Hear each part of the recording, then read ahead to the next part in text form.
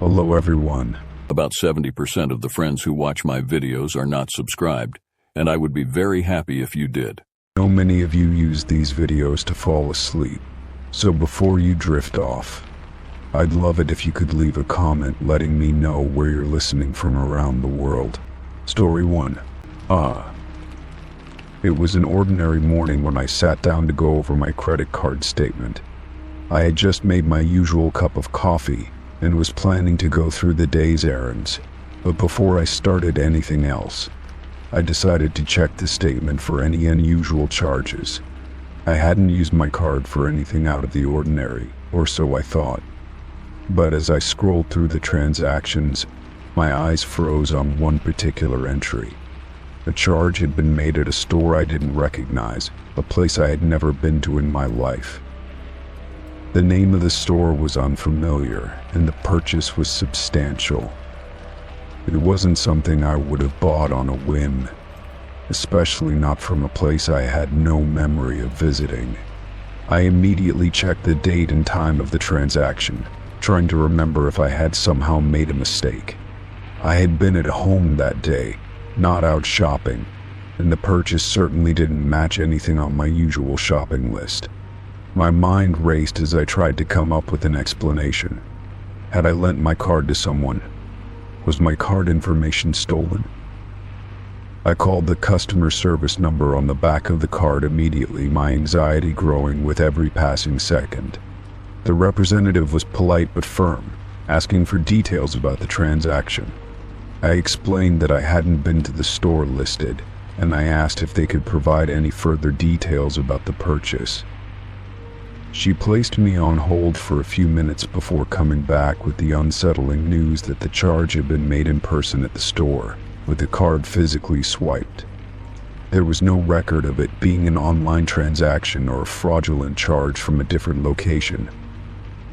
The news didn't help calm my nerves. The idea that my credit card had been used without my knowledge made my skin crawl. How could this happen? I had my card in my possession, and I hadn't shared it with anyone. I asked if they could provide any further information about the person who made the purchase, but they couldn't release that information for privacy reasons. The only thing I was told was that the purchase had been made at a physical store in a location across town.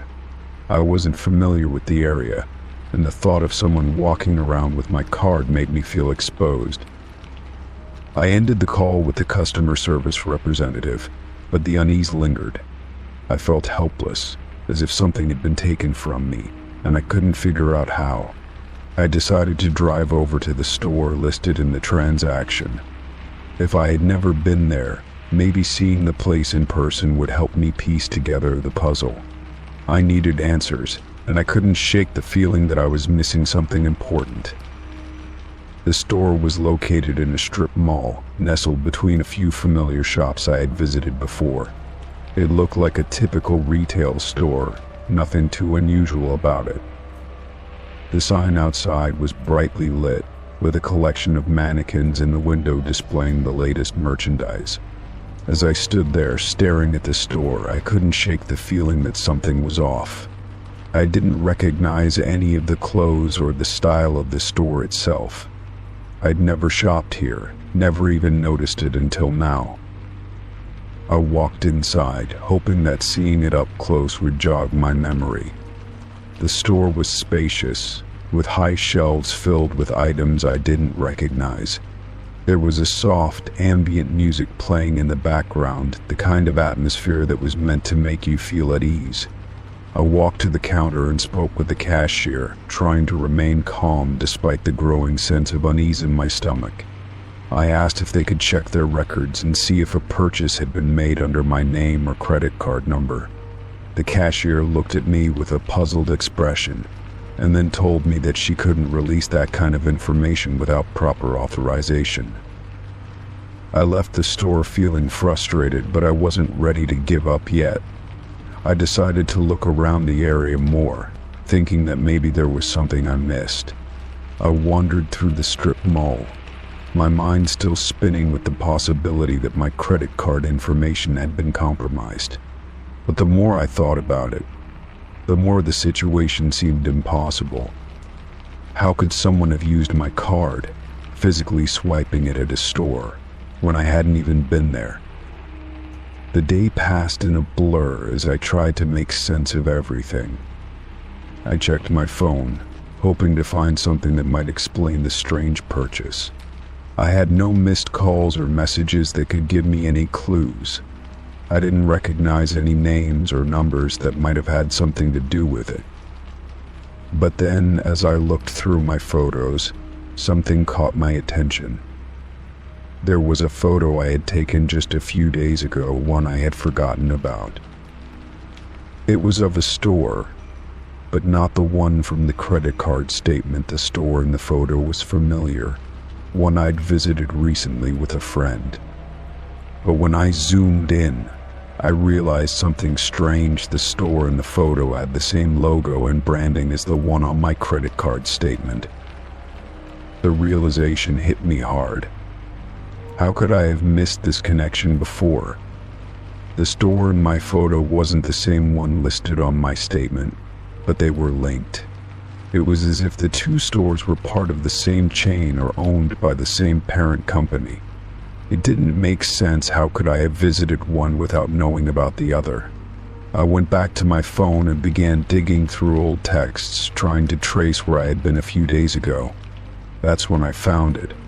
A message from my friend, asking if I wanted to go shopping at a new place they had discovered. It was the store I had visited, but I had no memory of making any purchases there. I thought back to that day. My friend and I had spent hours walking through the mall, browsing through different stores. I had picked up a few things I liked, but I hadn't bought much. But there it was, a charge for a significant purchase at the store I didn't even remember shopping at. Why could it be that my friend had bought something for me, using my card? It seemed unlikely, but the more I thought about it, the more it made sense. I decided to reach out to my friend, hoping that they could clear things up. When I called, they answered almost immediately. I asked them if they remembered our shopping trip, and if they had used my credit card to make a purchase. There was a long pause on the other end of the line before they replied, their voice a little too calm. "I didn't buy anything," they said. "Are you sure you didn't make that purchase yourself? Maybe you're just forgetting." I was stunned. Had I really forgotten? The more I thought about it, the more unsure I became. My mind raced, trying to piece together the details, but everything seemed blurry. Had I bought something and not remembered? Or was it possible that my card had been stolen and used on that day without my knowledge? I wasn't sure anymore. As the days passed, I continued to investigate, hoping that somehow I could uncover the truth. I checked my receipts from that day, hoping to find something that could prove I hadn't made the purchase myself. But there was nothing. Everything pointed to one conclusion. I had been the one who made the purchase, but I simply couldn't remember it. It was as if my memory had betrayed me, leaving me with no clear explanation for the charge. Eventually, I let go of the search. I didn't have the answers I wanted, but I knew that sometimes things happen that we can't fully understand. I decided to accept that I might never know what had really happened. Maybe I had made the purchase and forgotten about it, or maybe it was something else entirely. But either way, the mystery was something I had to let go of. I couldn't keep searching for something that might never be found. And so I moved on, knowing that sometimes the truth isn't always as clear as we'd like it to be. Story 2. I was walking down the street, just a normal day, when I heard a voice call out from behind me. It wasn't loud, just a gentle greeting that caught my attention. At first, I thought it was someone I had met recently, someone I recognized, but when I turned around, I saw a man I had never seen before. He was standing on the sidewalk, looking at me with a faint smile on his face. "Hey there, how's it going, kiddo?" he said, using a nickname that made my stomach twist in confusion. The word hung in the air, suspended in time as I stood frozen. Kiddo was a name I hadn't heard in years, not since my childhood. It was a nickname my parents had used when I was younger, a term of endearment I had long since grown out of. I couldn't remember the last time I had heard it spoken aloud.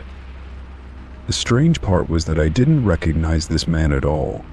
His face was unfamiliar, and yet he had addressed me like an old friend, someone he had known for years. My heart began to race as I tried to process what was happening. I stood there, unsure of how to respond. I opened my mouth, but nothing came out at first. My mind was reeling, trying to make sense of the situation. How could he possibly know that nickname? I hadn't used it in so long, and I certainly hadn't shared it with anyone outside of my immediate family. Was he someone from my past? A childhood friend, perhaps? But no matter how hard I tried to dig through my memories, I couldn't place him. There was no connection, no reason for him to know that nickname. Yet here he was, standing in front of me like we were old pals. The man must have noticed the confusion in my face because he stepped forward slightly, his expression softening. "Sorry, I guess I should have said something earlier. You probably don't remember me." His voice had a casual, almost apologetic tone, as if he were trying to make me feel at ease. But the uncertainty in his words only deepened my sense of unease. I could feel the hairs on the back of my neck stand up. My eyes scanned his face again, looking for any hint of recognition, any sign that this was someone from my past, but nothing came. He seemed completely ordinary, just a man on the street with nothing about him that stood out. "You don't remember me, do you?"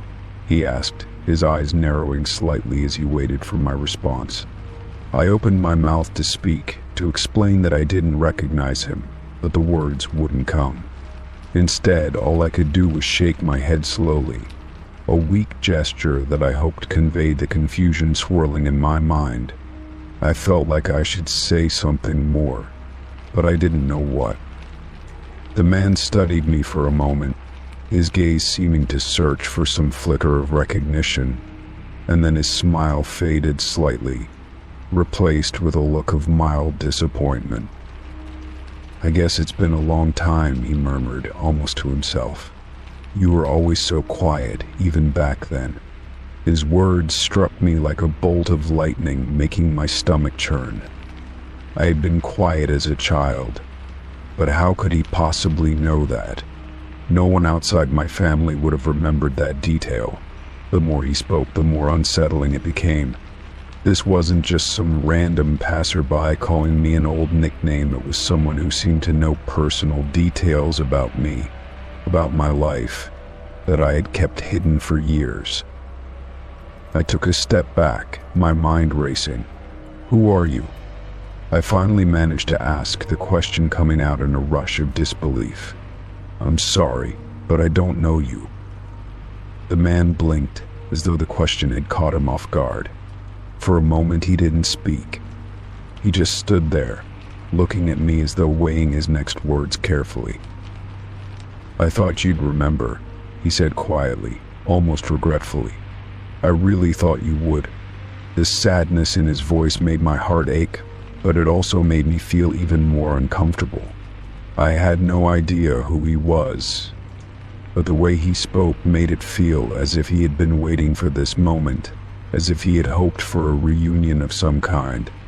I wasn't sure what to do with that feeling, so I just stood there, caught in a strange limbo of confusion and discomfort. "I'm sorry," I said, my voice shaking slightly. "I really don't know you." My heart was pounding in my chest, and I could feel my palms begin to sweat. The man's expression shifted again, this time to something more unreadable, like a mask had fallen over his features. He nodded slowly, as though he had expected my response. But there was something in his eyes that made me feel uneasy, like a part of him was disappointed or hurt. "It's fine," he said, his tone shifting to one of forced cheerfulness. "I just thought I'd say hello. Anyway, take care." Without waiting for another word, he turned and walked away, disappearing down the street as if nothing had happened. I stood there for a long time, staring at the spot where he had been, my mind spinning. Who was he? How did he know me? Why had he called me that nickname? I had no answers, only a growing sense of confusion and unease that seemed to linger in the air like a thick fog. I slowly walked back to my apartment, each step heavier than the last. The more I thought about the encounter, the more questions I had. It was like a part of my past had suddenly resurfaced, uninvited and strange. I couldn't shake the feeling that there was something important about that moment, something I was missing. But no matter how hard I tried to focus, the answers wouldn't come. That night, as I lay in bed, I couldn't stop thinking about the man and the strange way he had spoken to me. I thought about the nickname again, and how it felt so out of place. It was a name I hadn't heard in years, a name that belonged to someone I no longer recognized. Had he really known me, or was it all just some bizarre coincidence? The more I thought about it, the more unsettled I became. What if he had been someone from my past, someone I had long forgotten? But why would he show up out of nowhere, calling me by that name, without any explanation? Sleep didn't come easily that night. Every time I closed my eyes, I saw his face, and I heard that nickname echoing in my mind. The more I thought about it, the more I realized that there were no simple answers. I would never know who he truly was, or why he had come into my life again, and part of me wondered if that was for the best. Maybe some things from the past were meant to stay buried. Maybe some encounters were best left unexplained. But the feeling that something important had been left unresolved lingered, and I couldn't shake it no matter how hard I tried. The man and the name would stay with me, a reminder that sometimes the past has a way of creeping back into the present, unexpected and strange. Story 3. It started like any other day. The sun was just beginning to rise, casting a soft golden light across the neighborhood. I had just finished my morning routine, the familiar steps of brewing coffee, eating breakfast, and checking my emails. The world outside seemed to be in its usual rhythm, peaceful and normal. I was about to step outside to get some fresh air when something caught my eye, a small glint from the flower pot on my neighbor's porch. Curious, I walked over to their yard, thinking perhaps a piece of something shiny had fallen into the pot. As I approached, I noticed the gleam wasn't from some random object, but from a small, familiar shape. I reached down and, to my utter shock, found my house key lying there among the soil and flowers. It was unmistakably mine. There was a small scratch on the side where I had dropped it once, long ago, and the keychain was one I had chosen for its simple design. But I had never been to my neighbor's yard. In fact, I had never even spoken to them outside of the occasional greeting when we passed each other on the sidewalk. I felt a chill run down my spine. How could my key end up in their flower pot? I was sure I had not dropped it there myself. I hadn't even been close to their yard in weeks. The more I thought about it, the stranger it seemed. Why would someone place my key there? Was it possible that my key had somehow slipped out of my bag while I was in the area, though I couldn't recall even walking near their house? My mind raced with all kinds of theories, none of them comforting. I stood there for a moment, staring at the key, trying to make sense of the situation. The air around me seemed to grow heavier, as if the world was holding its breath. I picked up the key, turning it over in my hand as if hoping that somehow it would explain itself. But there were no answers, only more questions. Why would anyone have access to my house key? And why leave it in my neighbor's yard? I didn't know what to think, but I knew I couldn't ignore it. I needed to figure out what had happened. I decided to go back inside, but the weight of the key in my hand felt like a symbol of something unsettling. I hadn't used the key in a few days, only the front door had been unlocked on occasion. I'd always been careful with it, keeping it hidden in a secure spot. Yet somehow, here it was, in a place I knew it should never have been. My heart raced as I considered the possibility that someone had been inside my house, or perhaps they had gained access to my belongings in some other way. What disturbed me even more was the idea that I didn't know if I could trust anyone around me. I'd always thought of my neighbors as friendly, but how could I be sure? I hadn't even seen them in days, and the thought of someone having access to my home without my knowledge felt like a violation. I turned the key over again in my hand, the small metallic object now seeming heavier than before, its presence a reminder that something wasn't right. The thought of calling someone for help crossed my mind, but who would I call? I didn't want to seem paranoid, but I also didn't want to ignore the growing sense of unease creeping up my spine. After a few moments of standing still, I finally walked back into my house and placed the key on the kitchen counter.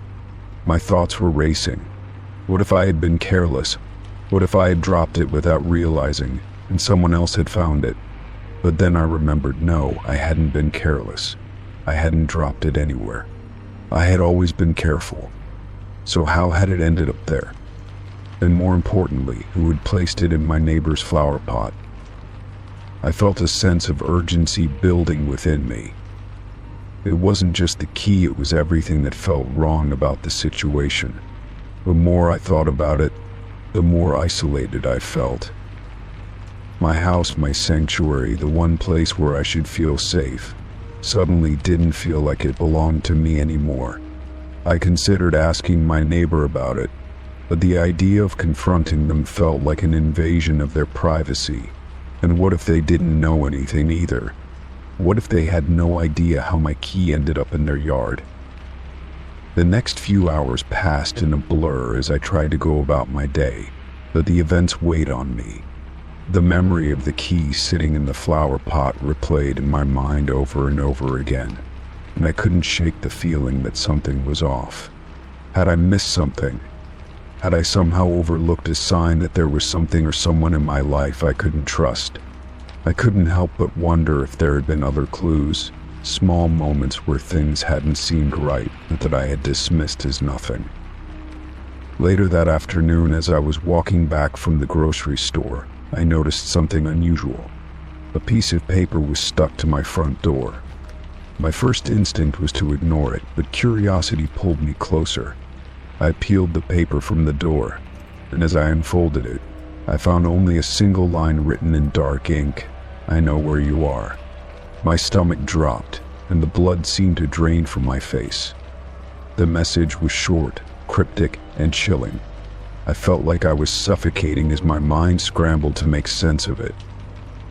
I turned back to the house, scanning the area around me, looking for any signs of movement. There was nothing, no one in sight, but the feeling of being watched was overwhelming. I didn't know what to do. My hand shook as I held the paper, the words still echoing in my mind. I couldn't ignore this anymore. Something was happening, something I couldn't understand, and I didn't know if I was ready to face it. I debated calling for help, but I wasn't sure who to call. Would anyone believe me if I told them about the key in the flower pot, the message on my door? I didn't even know if I believed it myself. My hands were clammy, and I could feel the weight of the decision pressing down on me. I decided to take action. The first step was to check my house for anything unusual.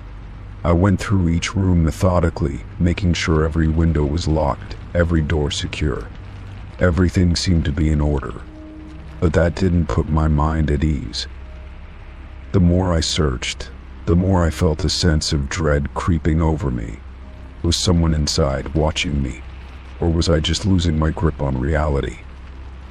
I didn't sleep well that night. Every creak of the house seemed amplified in the stillness of the dark. I lay in bed, wide awake, listening for any sounds that might betray the presence of someone or something lurking nearby. The hours dragged on, and as the first light of morning filtered through the blinds, I finally allowed myself to close my eyes, if only for a moment. The next few days were a blur of unease and suspicion. I kept checking my locks, walking around the house nervously, and trying to make sense of the strange events that had occurred. I avoided my neighbor, unsure of what to say or how to approach them. The key, the paper, and the growing feeling that something was wrong weighed on me constantly. And no matter how much I tried to push it to the back of my mind, I couldn't shake the feeling that I was being watched, that something or someone was just beyond my reach, waiting for the perfect moment to make their move. In the end, I never did find out how my key ended up in the flower pot, or who had left that cryptic message on my door. I never confronted my neighbor, and I never spoke to anyone about it. The fear that had once gripped me slowly faded into the background, but the lingering sense of unease remained. I locked my doors every night, checked my windows before bed, and kept my distance from the world outside. The house felt like a cage, but it was the only place I could be.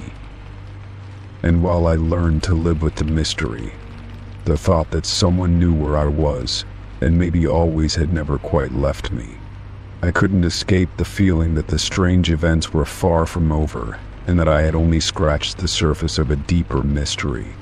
Something was still out there, watching, waiting. Story 4. I walked into the office building that morning, just like any other day. The usual hum of fluorescent lights above, the soft click of my shoes on the tiled floor, and the smell of coffee brewing in the break room were all comforting signs that my day was beginning. I approached the elevator, pressed the button, and waited as the doors opened. It wasn't until I reached the floor where my office was located that I noticed something strange. The door to my office was slightly ajar, something that never happened. I always made sure to lock it when I left the night before, and I was the last to leave. I stood there, staring at the door for a moment. My heart started to race as I tried to make sense of the situation. Why could I have forgotten to lock it? No, I was certain I had locked it. The distinct click of the lock echoing in my mind was something I always paid attention to. I had been careful, but now, standing in front of my office with the door wide open, I felt a strange chill creeping down my spine. It was early, and no one else should have been in the building. I hesitated before pushing the door open and stepping inside. The room looked just as it always did. Nothing seemed out of place at first glance. My desk was cluttered with papers, my computer screen still dimmed from the night before, and the chair behind my desk was slightly turned, as if someone had been sitting there. But that wasn't what unsettled me. It was the faint smell of something unfamiliar in the air, a scent I couldn't quite place. It was as if something had been in the room with me, something I didn't expect. I walked over to the desk, my footsteps echoing in the empty space, and started to scan the room more closely. I couldn't shake the feeling that I wasn't alone. My desk drawers were all closed as they should have been. I checked my computer, and nothing seemed to have changed. But then, something caught my eye. On the corner of my desk, there was a piece of paper that I hadn't left there. It wasn't one of my notes or memos. It looked like a rough draft of some sort, written in hurried, uneven handwriting. I picked it up, feeling a twinge of unease in my stomach. It wasn't my handwriting. I couldn't recognize the scrawl, but the words on the page were simple. They're watching. Be careful. My mind raced. Who could have been in here? The building was locked down at night, and the security system required a keycard to access the floor. There was no way anyone could have gotten in without it. I turned to look around the room again, scanning the corners and the shelves. But the office was just like it had always been, quiet and unassuming. I thought back to the night before. I had stayed late to finish a project, and I made sure everything was in order before leaving. I even remembered locking the door behind me, yet someone had been here. Someone had been in my office. I sat down at my desk, trying to calm my racing thoughts. I had to think this through logically. Maybe I had simply forgotten to lock the door. But no, that didn't explain the paper. I had never seen that before. And the smell, the feeling of someone else's presence, it couldn't be a coincidence.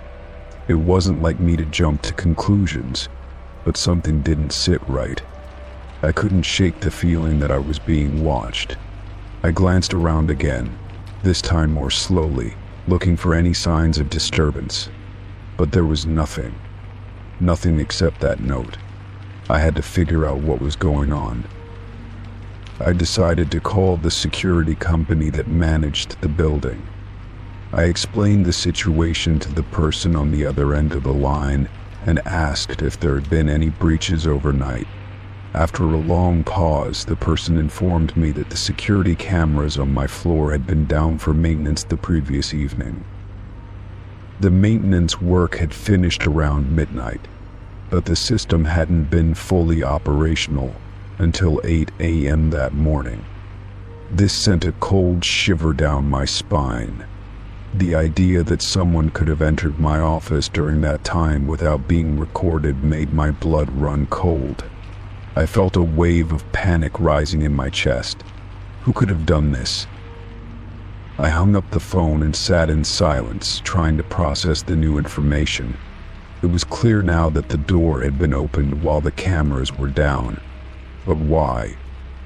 Who would want to enter my office, and what were they looking for? I didn't have any personal enemies, no one who would have any reason to invade my space. I thought about the note again. They're watching. Be careful. What did that mean? Who was watching, and why? I needed to know. I quickly sent an email to my boss, explaining what had happened and asking if anyone else had experienced something similar. I didn't want to sound paranoid, but I had to be cautious. If someone else had been targeted, it could mean something bigger. But my boss's reply came back quickly and bluntly. She told me to drop it and not worry, that it was probably just an employee prank. That response only made me feel more uneasy. If it was just a prank, why didn't anyone else know about it? Why was it just me? I spent the rest of the day in a haze, trying to focus on my work but constantly glancing at the door, at the chair behind my desk. I couldn't shake the feeling that something was off. The office was too quiet, too still. Around noon, I decided to leave for lunch, hoping to clear my head. As I walked toward the elevator, I couldn't help but notice how empty the halls were. The building was usually bustling with people, but today it felt like a ghost town. I stepped into the elevator and pressed the button for the lobby, trying to push all the strange thoughts out of my mind. When I returned to the office later that afternoon, something had changed. The door was still unlocked, but now there was a sense of tension in the air. The room felt different, like someone had been there again. I stood in the doorway for a moment, hesitant to enter. I wasn't sure what I was afraid of, someone hiding in the shadows or the possibility that I was losing my mind. But I couldn't stand there forever. I pushed the door open and stepped inside. The first thing I noticed was that the note was gone. The paper I had seen earlier was no longer on my desk. I rushed to check the drawers, the shelves, but there was nothing. Had I imagined it? It had been a trick of my mind. But I knew what I had seen. I had to be sure. My eyes scanned the office once more, my heart pounding in my chest. And then I noticed it on the corner of my desk, a small item that hadn't been there before. It was a tiny, folded piece of paper. I picked it up cautiously, unfolding it with trembling hands. The words written inside were brief. Next time it won't be so easy. I stared at the note, the blood draining from my face. My head spun, and I felt lightheaded. This wasn't a prank anymore. It was a warning, a threat. Whoever had been in my office wasn't done, and now I realized neither was I. I knew then that I couldn't stay in the office another minute. I had to leave, and I had to leave now. I grabbed my coat and rushed toward the door. But as I opened it, I froze. Standing just outside, I could see a figure, someone I didn't recognize, someone standing completely still, watching me. The moment our eyes met, the figure turned and disappeared into the hallway. My heart pounded in my chest as I rushed out of the office, not caring about anything else. Whatever was happening, it wasn't over yet, and I wasn't going to wait to find out what would happen next. Story 5. It was an ordinary Tuesday evening, the kind of night that felt familiar in the best possible way.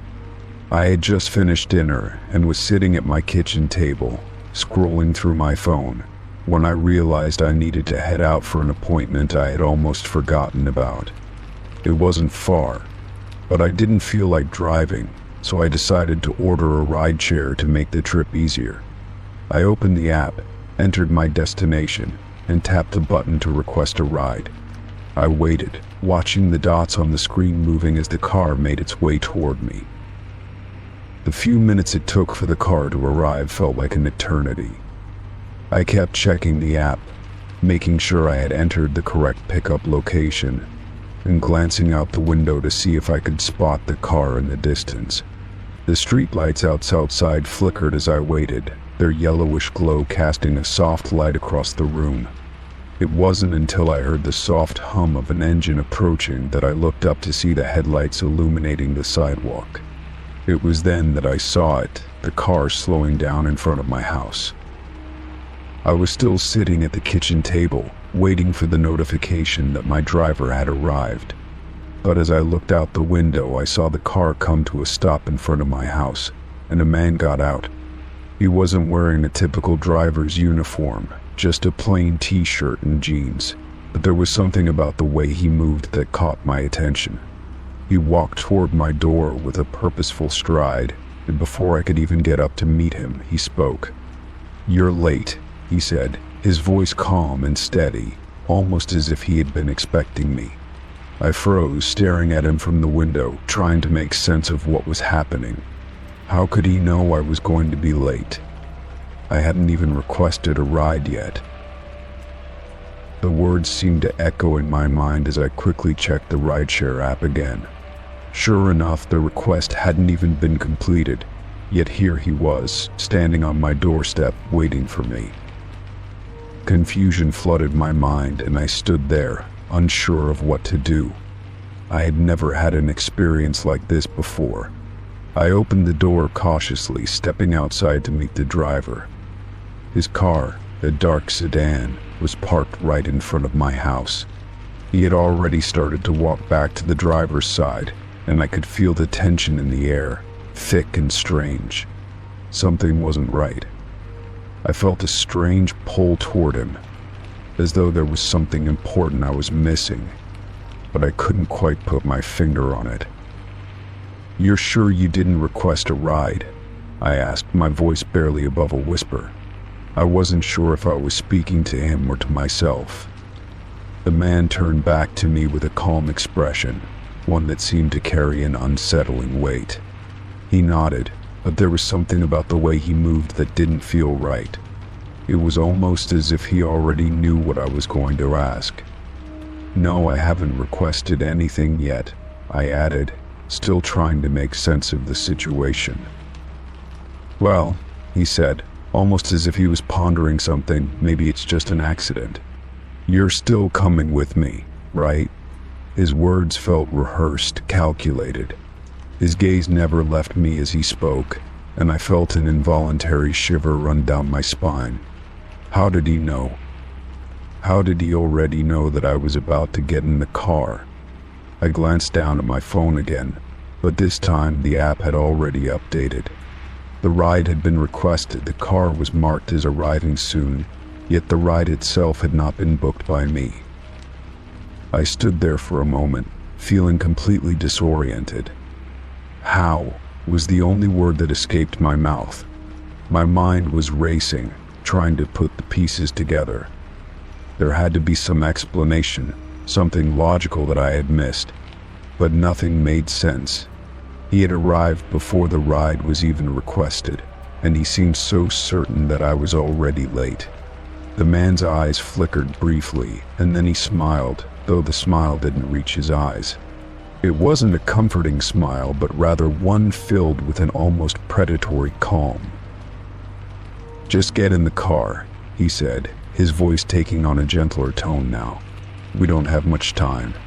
There was no denying the oddness of the situation, but for some reason I found myself following him toward the car. It felt as though my feet were moving without my permission, my body moving of its own accord. I had an overwhelming sense that something important was happening, something I couldn't understand yet, but I needed to be in that car. As I climbed into the back seat, the world outside seemed to fade away, and for a brief moment, everything felt surreal. The inside of the car was just as I expected, a typical rideshare vehicle, clean but nothing extraordinary. The man climbed into the front seat, and the engine roared to life. I glanced at the rearview mirror, but he didn't meet my eyes. He seemed completely focused on the road ahead, as though everything was already decided. I couldn't shake the sense that I was being guided, pushed forward by forces I couldn't control. My phone buzzed again, and I checked the screen, half expecting to see some sort of notification. But nothing had changed. It was just the usual messages from friends and work. Still, I couldn't shake the nagging feeling that something was off. The ride was silent, and the car moved through the city with an eerie smoothness. Every turn felt preordained, every stoplight green when we approached. I had no idea where we were going, but it didn't seem to matter. The further we drove, the more I felt as though I was entering a different reality, one where everything was out of my control. The city streets passed by, the familiar landmarks becoming strange and distant. It was as if I were moving through a dream, but I couldn't wake up. "What's happening?" I finally asked, breaking the silence that had settled between us. My voice was shaky, and I realized how absurd the question sounded. The man didn't answer immediately, but when he did, his tone was soft and deliberate, as though he were explaining something simple. "You don't need to worry about it," he said, almost soothingly. "You're here now, and that's what matters." There was something in his voice that made my stomach twist. It wasn't comforting, but rather the opposite. It was as though he were reassuring me about something that I had no reason to be reassured about. I turned to look out the window, my thoughts swirling, trying to make sense of the situation. The car slowed as we approached a large, dark building on the outskirts of town. It wasn't a place I recognized. There were no lights, no signs, just an ominous shadow looming in the distance. My pulse quickened. I hadn't agreed to any destination, and yet here we were, stopping in front of a place I couldn't even identify. The man glanced at me in the rearview mirror. "We're here," he said. "This is where you need to be." I felt my heart race in my chest, a wave of panic rising inside me. I didn't want to go inside, but at the same time, something was pulling me toward the building. It was as if I had no choice. I couldn't explain it, but I knew I was meant to be here, in this moment. Slowly, the door to the car opened, and I stepped out, my legs feeling weak beneath me. The man got out too, and together we walked toward the dark building, my mind swirling with questions I couldn't quite form. As we entered the building, I looked around, trying to make sense of my surroundings. The interior was dimly lit, and there was an odd hum in the air, as though something was alive within the walls. I didn't know what to expect, but I felt an overwhelming sense of inevitability. Everything had led me to this moment, and there was no turning back. Finally, the man turned to me with a calm smile. "You're not late," he said quietly. "You were always meant to arrive exactly when you did." I looked at him, confusion and fear flooding my chest. and in that moment, I realized that I had no idea what was really happening. But I knew one thing for sure: the moment I stepped into that car, my life had changed forever. Story 6. It was one of those nights when sleep felt deeper than usual, where even the smallest sound seemed muffled by the weight of exhaustion. I had gone to bed late, having spent the entire evening finishing up a few tasks I had been putting off for days.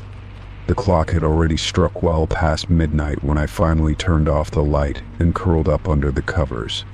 I don't remember falling asleep, but I must have, because when I opened my eyes again, the first rays of daylight were starting to filter through the blinds. As I reached over to grab my phone and check the time, something caught my attention. The screen of my phone was glowing, and I noticed a notification that there was a voice memo saved. I frowned, confused. I didn't remember recording anything the night before.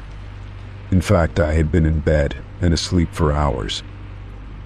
I glanced at the time on my phone, and my heart skipped a beat. The voice memo was dated 3 a.m., exactly the hour when I had been sound asleep, lost in the depths of slumber.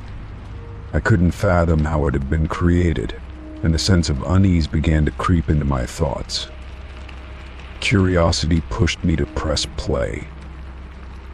The soft crackle of static filled the silence before a voice emerged from the speaker. My heart raced, my grip tightening around the phone as I tried to listen closely. The voice on the recording was unmistakably mine, but I knew I hadn't spoken it. There were no words I could recall uttering in the middle of the night, let alone recording them. The voice was muffled, distant, as if coming from somewhere inside my room, but not from my own mouth.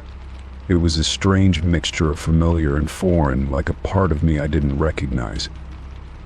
As the recording played on, I tried to make sense of what I was hearing. The words didn't make any sense to me at first. The voice on the tape spoke in fragmented sentences, and though they seemed to be in my own voice, the tone was eerie and almost unnatural. The words were disjointed, as if I were speaking without fully understanding what I was saying. There were pauses, some long, some short, as though I was trying to remember something, or perhaps waiting for something. It was impossible to tell. The unsettling nature of the voice sent shivers down my spine, and I felt a growing sense of dread that I couldn't quite place. I stopped the recording before it finished, my fingers trembling slightly as I placed the phone on the bed beside me. I had to calm down. It could be a glitch, I reasoned. Maybe it was a prank, or something else easily explained away. But the way my voice sounded, the things it had said, left me feeling far from reassured. I picked the phone back up, replaying the message several times, trying to find any explanation for what I was hearing. But no matter how many times I listened, it didn't make sense. The voice on the recording didn't sound like something I would say. It was as if someone had been using my voice to speak in a way that didn't belong to me. The strangest part was the memory of the night before. I could vividly remember going to bed and falling asleep without any disturbances. There were no dreams, no restless tossing or turning. It had been a peaceful night. So how had a voice memo been recorded on my phone in the middle of the night? I tried to think back to anything that might explain it, but nothing came to mind. I felt like I was grasping at thin air, trying to find a logical reason for something that didn't seem to have one. As I sat there, staring at the phone in my hands, a small part of me wondered if I had somehow recorded the message without realizing it. Could I have spoken in my sleep? It didn't seem possible. I had never had any memory of sleep talking, let alone sleep recording. But the idea of sleepwalking recording something while unconscious was unsettling in its own right. What had I been trying to say in my sleep? What had my mind been trying to communicate? A growing sense of unease settled in my stomach as I began to analyze the recording further. There was something off about the voice, something I couldn't pinpoint. The words didn't seem to be mine, even though they were spoken in my voice. I had never said them before. They were strange and disjointed, like an incomplete sentence, as though my mind had been attempting to tell me something it couldn't fully express. It was almost as if the recording was a message, something left behind without any clear context or meaning. I felt like I was standing on the edge of something unknown, and I couldn't make sense of it. Well, the more I thought about it, the more unsettling the situation became. I tried to remember if I had used any voice memos recently, but nothing came to mind. I had no memory of creating one, and yet here it was, stored on my phone at an hour when I had been asleep. The logical part of my mind tried to tell me it was nothing to worry about. It could have been a glitch, an accidental tap on the phone screen, but the voice on the recording didn't feel like an accident. It felt deliberate, as if someone had known exactly what to say, how to say it, and when to say it. I sat in silence for a while, the recording replaying in my head. My eyes darted around the room, as if expecting to find some clue, some explanation hidden in plain sight. But everything was exactly as it had been the night before. The room was still, undisturbed. Nothing looked out of place. And yet the recording remained, a persistent reminder of something I couldn't explain. My thoughts were clouded, and I felt a sense of urgency building within me. I had to know what was going on, what had happened that night. I started to check my phone's settings, looking for any sign of what could have triggered the recording. I scrolled through my apps, searching for something I might have missed. The more I searched, the more frustrated I became. There was no indication of how the recording had been made. My phone was not malfunctioning, and there were no apps open that could explain it. It was as if the recording had appeared out of thin air, without any logical explanation. At some point, I decided to reach out to someone to get another opinion on what had happened. I wasn't sure who to turn to, though. The idea of telling anyone about a voice memo on my phone that I hadn't recorded seemed absurd. What would I even say? How could I explain it? But in the end, I called a close friend, hoping that talking to someone would help me make sense of it all. She listened patiently as I explained the situation, though I could hear the skepticism in her voice as I spoke. She suggested that I might have accidentally recorded it in my sleep, a suggestion I had already considered. But her voice was comforting, and for a moment, I felt like I wasn't alone in this strange experience. I decided to go about my day, though the unease didn't leave me. I tried to push the voice memo out of my mind, to focus on my usual routine. But each time I picked up my phone, I couldn't help but feel a pang of dread. The recording was still there, lingering like a shadow I couldn't shake. I wasn't sure what it meant or why it had happened, but the sense that something wasn't quite right remained. I couldn't help but wonder if the recording had been a warning, or if it was just a bizarre fluke. All I knew was that something had happened, something I couldn't explain, and for the first time I wasn't sure I wanted to know what it was. Story 7. And I boarded the bus early that morning, just as I always did. The world was still dim and quiet, the streets almost empty except for a few cars and the occasional jogger. I took my usual seat by the window, staring out at the waking city, letting the hum of the bus lull me into a kind of peaceful trance. The ride was uneventful at first, just the sound of tires rolling over the pavement and the soft murmur of conversations between other passengers. The bus had only a handful of people on it, most of them keeping to themselves as the day slowly began. As we passed by familiar landmarks, I felt a strange sense of calm wash over me. This was routine for me, a ritual that had become as natural as breathing. I had taken the same route for months, and nothing had ever seemed out of the ordinary until today. I felt a slight chill despite the warmth of the morning, and my attention shifted from the window to the seat beside me. There, Sitting quietly was a person I had never seen before. They were unremarkable in appearance, just a person like any other. A middle-aged man with a worn leather jacket and a hat pulled low over his eyes, sitting with his hands folded neatly in his lap. His face was pale, his features hard to make out in the dim light. As the bus continued on its route, I tried to dismiss the unsettling feeling creeping up my spine. I turned my gaze back to the window, trying to focus on the scenery as it passed by. But something about this stranger was beginning to bother me. I could feel his presence, as though he were watching me, though I didn't dare glance back at him.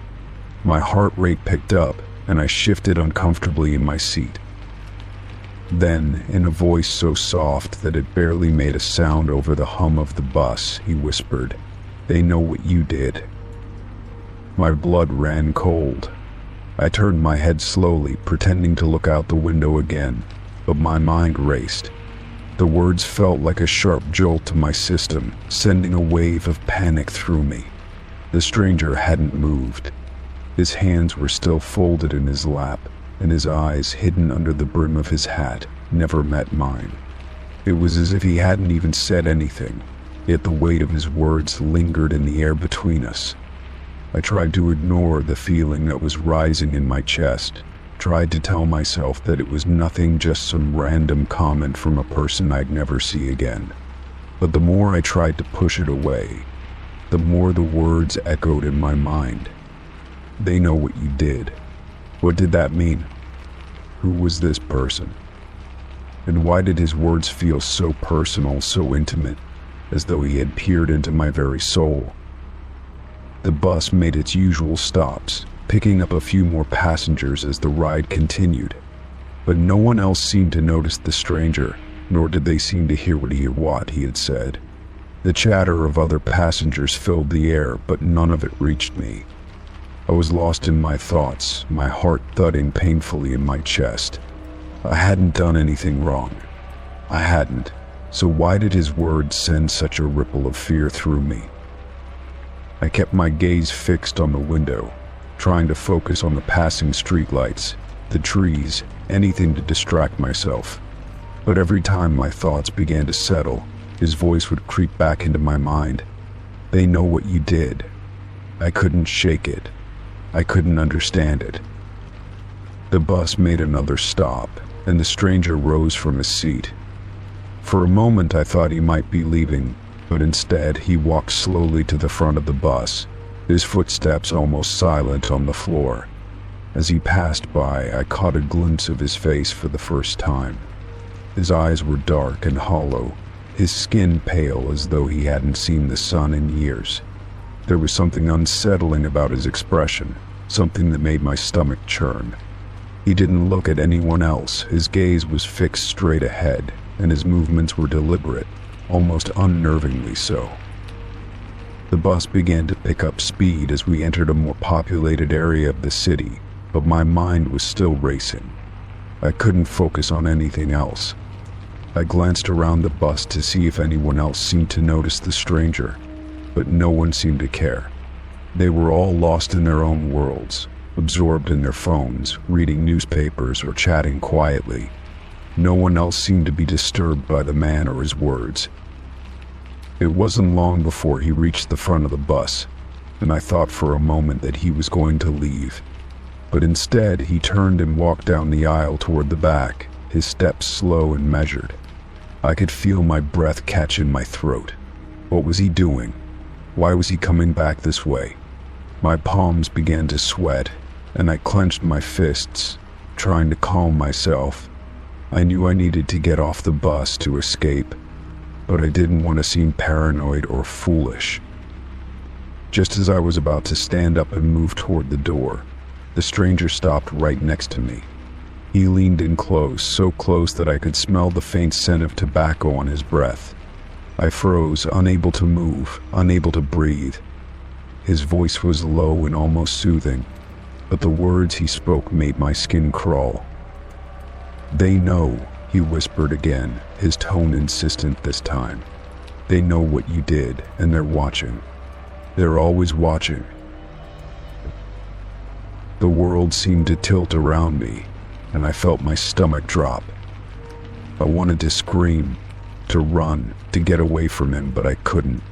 I was paralyzed, trapped in that moment with him. His eyes locked onto mine for the briefest of seconds, and it was as though he could see right through me, as though he knew every secret I had buried deep inside.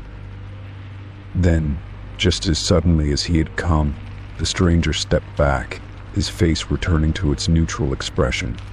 He turned and walked to the door, as though nothing had happened. He didn't look back. The bus came to a stop, and I stumbled off, barely able to keep my composure. My mind was spinning. Who was he? What did he mean?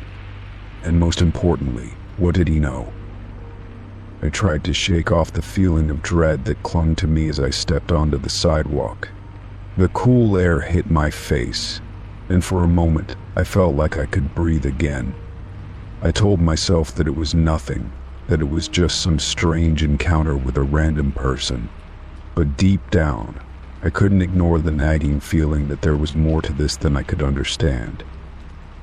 As I made my way to work, the words echoed in my head. They know what you did. I didn't understand what he meant, but the fear in my chest refused to fade. It was a feeling I couldn't explain, a feeling that stayed with me as I went through my day, lingering like a shadow. That night, as I lay in bed, I couldn't shake the sense that something was wrong, that I was being watched. I couldn't remember the last time I had felt so vulnerable, so exposed. I had no idea who the stranger on the bus had been, or what he had meant by his words. But I knew one thing for sure: my life would never be the same again. There was no going back from this. Story 8. It was early in the morning, just after I had brewed my coffee and sat down to check my emails. As usual, I opened my bank app, glancing over the recent transactions to make sure everything was in order. I had just finished reviewing the last few charges when something caught my eye. There was a withdrawal for a large sum of money taken from a city I had never been to. My heart skipped a beat as I stared at the screen, my mind racing to figure out how this could have happened. I quickly opened the transaction details, hoping for some sort of explanation. The date and time were listed, along with the name of the business or ATM where the withdrawal had been made. But I didn't recognize any of it. The city, the location, it was all unfamiliar to me. My mind started to spiral. How could someone withdraw money from my account in a place I had never even visited? I had been careful with my account details, had I not? I immediately checked my recent activities, trying to pinpoint any moment where my account could have been compromised. After a few minutes of frantic scrolling, I realized that there was nothing in my recent transactions that seemed out of place, except for this one withdrawal. I had not lost my wallet, nor had I shared my account information with anyone.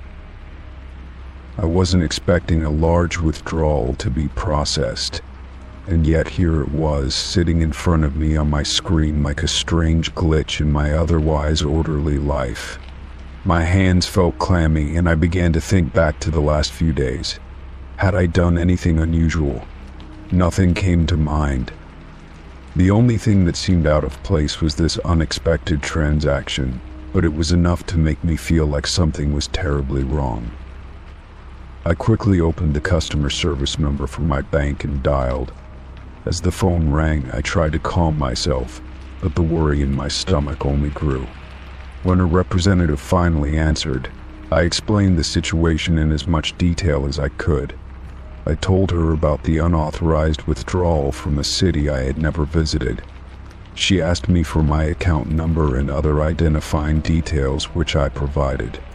After a few minutes of silence on the other end, she came back with a question that took me by surprise.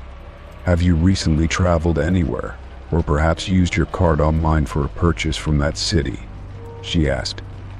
I felt my chest tighten. No, I hadn't traveled anywhere recently, and I hadn't made any online purchases from a store or service based in that city. I told her as much, my voice shaky with unease. The representative seemed to be typing something in the background as she asked if I had made any recent purchases or transactions that could have led to this withdrawal. But no, nothing seemed to match. "We're going to have to investigate this further," she said. "I'll file a claim for fraud on your account and send you an email confirming the action." She reassured me that the charge would be investigated, but I was left with a lingering feeling of dread. The next few days passed in a blur. I tried to go about my normal routine, but I couldn't stop thinking about the mystery withdrawal. I felt vulnerable, as if someone had seen into a part of my life that I had never shared with anyone. Even though the bank had promised to investigate, I couldn't shake the feeling that something was slipping through the cracks. I kept checking my bank account, looking for any other discrepancies, but there was nothing except for the fact that this strange withdrawal remained unresolved. One afternoon, about a week later, I received an email from the bank with an update on the case. My stomach tightened as I opened it, half expecting more bad news. But the email didn't offer any answers. Instead, it included a brief statement confirming that they had been unable to find any immediate issues related to the transaction, and that it had been flagged for further investigation. The email included a reference number and reassured me that I would be contacted as soon as they had more information. I closed my phone with a deep sigh, feeling even more uncertain than before. It was as if the problem was slipping further away, becoming harder to pin down. A few days later, I decided to take matters into my own hands. I went to the bank in person, hoping to speak with someone who could give me a more direct answer. As I sat in the waiting area, I couldn't help but feel exposed. What if someone had gotten access to my account details without me knowing? I wondered how long the fraud had been going on without my realizing it. I could feel the weight of the unknown pressing on me, and I began to doubt the security of my entire financial situation. When a bank representative finally called me over, I followed her to a small office in the back. I explained my situation again, this time in person, and showed her the transaction history on my phone. She took a moment to look over the details before typing into her computer. Her brow furrowed as she examined the transaction. "This is odd," she said, more to herself than to me. "We don't typically see withdrawals like this, unless there's been a card compromise." She looked up at me. "Have you shared your account number or card details with anyone recently?" I shook my head. "No, I haven't," I said firmly, though I could feel the uncertainty creeping in. "I haven't done anything out of the ordinary." She nodded and promised to escalate the issue to a higher department. I left the bank that day feeling no closer to answers, but with the faintest glimmer of hope that the mystery would soon be solved. Another week passed, and I received another email from the bank. This time the tone was more urgent. The email said that after further investigation, they had found that the withdrawal had originated from a location within the city that I didn't recognize. However, there was no mention of how the transaction had been authorized or who had initiated it. The bank apologized for the inconvenience and assured me that they were doing everything they could to resolve the issue. The email ended with a promise that I would receive a refund for the amount. But something about the whole situation still didn't sit right with me. The day after receiving that email, I was walking down the street when I happened to pass by a small cafe I'd visited a few times in the past. As I glanced at the window, something caught my attention: a flyer on the door with a list of locations for a company I had never heard of before. The flyer seemed harmless enough, but then I saw something that made my heart stop. The address listed for one of their locations was the same city where the mysterious withdrawal had occurred. I stopped in my tracks, my mind racing. Could it be possible that this company had something to do with the charge on my account? I hadn't made any purchases from them, but the coincidence was too strange to ignore. I decided to take a closer look at the company, doing a quick search online when I got home. The more I dug, the stranger it all became. The company's website seemed legitimate, but as I researched further, I discovered that there were multiple complaints from people who had been victims of similar fraudulent charges. Some of them had experienced unauthorized withdrawals, much like the one I had. It seemed like this company was somehow connected to the very issue I had been facing. Determined to get to the bottom of this, I called the bank again, armed with the new information I had uncovered. I explained the situation and told the representative about the company I had found. She seemed hesitant at first, but after a brief hold, she came back with an update. The company I had mentioned had been flagged for suspicious activity before, and it appeared that the fraudsters might have been using their name to conduct unauthorized transactions. It was as if everything was finally starting to click into place. After weeks of uncertainty, the bank assured me that they would be pursuing the matter further, and I was promised a full refund for the unauthorized withdrawal. It felt like a small victory, but the lingering question of how someone had gained access to my account without my knowledge still haunted me. Although the money was returned, the mystery behind the transaction remained unsolved. I couldn't help but feel like there were still pieces of the puzzle missing, as if the true answer was just out of reach. Story 9. The day I received the envelope felt no different from any other. It arrived with the usual stack of bills and advertisements, sitting innocently in my mailbox, wedged between the day's mail. When I brought it inside, I noticed it was a plain white envelope, no return address, no identifying marks. Just a single name, written in block letters across the front. Mine. My curiosity piqued. I tore open the envelope, expecting a letter or some mundane correspondence, but inside, I found nothing but a single playing card. A joker, to be precise. The strange thing, though, was that on the card in red ink was my birth date. I stared at the card for a long time, my mind racing. A playing card with my birth date on it. It made no sense. What was the connection? I turned the card over, but there was nothing on the back, just the standard design, the colors and patterns that adorned any typical playing card. Still, the coincidence, or whatever it was, gnawed at me. Who would send me such a thing, and why? I placed the card on the table, staring at it for a long time, as though expecting some revelation to come from simply gazing at it. But nothing changed. I tried to think logically, as I always did. Could it be a prank? A mistake? Or perhaps some cryptic clue meant for someone else, and my name was written on the envelope by accident. Yet, the fact that it was my exact birth date down to the day felt deliberate. I picked up the card again, this time flipping it over several times, as though I might find a hidden message or something that would make sense of it. But there was nothing. Just the image of the Joker and my birth date scrawled across the top. The unease grew as I tried to push the thought out of my mind.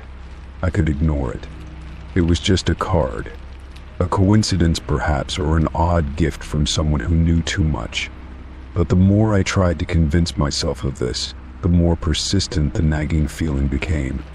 The playing card was not just a card, it was a message, a piece of a puzzle that I wasn't seeing yet. And that sense of something left unresolved haunted me as the hours passed.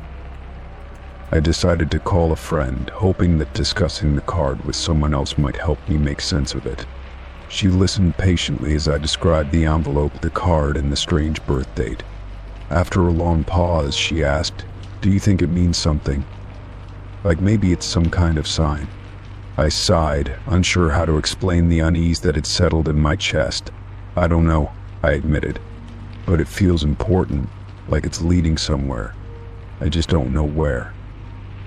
That night, I placed the card back in the envelope and set it on my nightstand.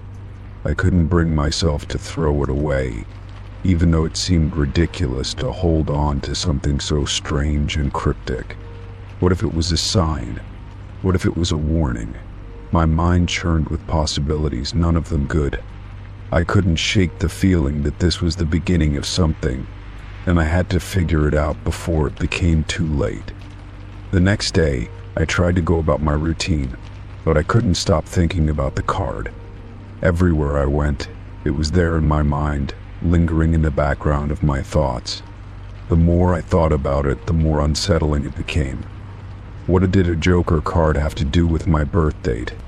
Was it a coincidence that the card was a Joker, or was there some significance to that too?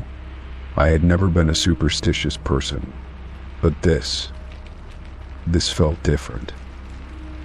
I felt like I was being pulled into something I couldn't control. That afternoon, I decided to visit a local bookstore.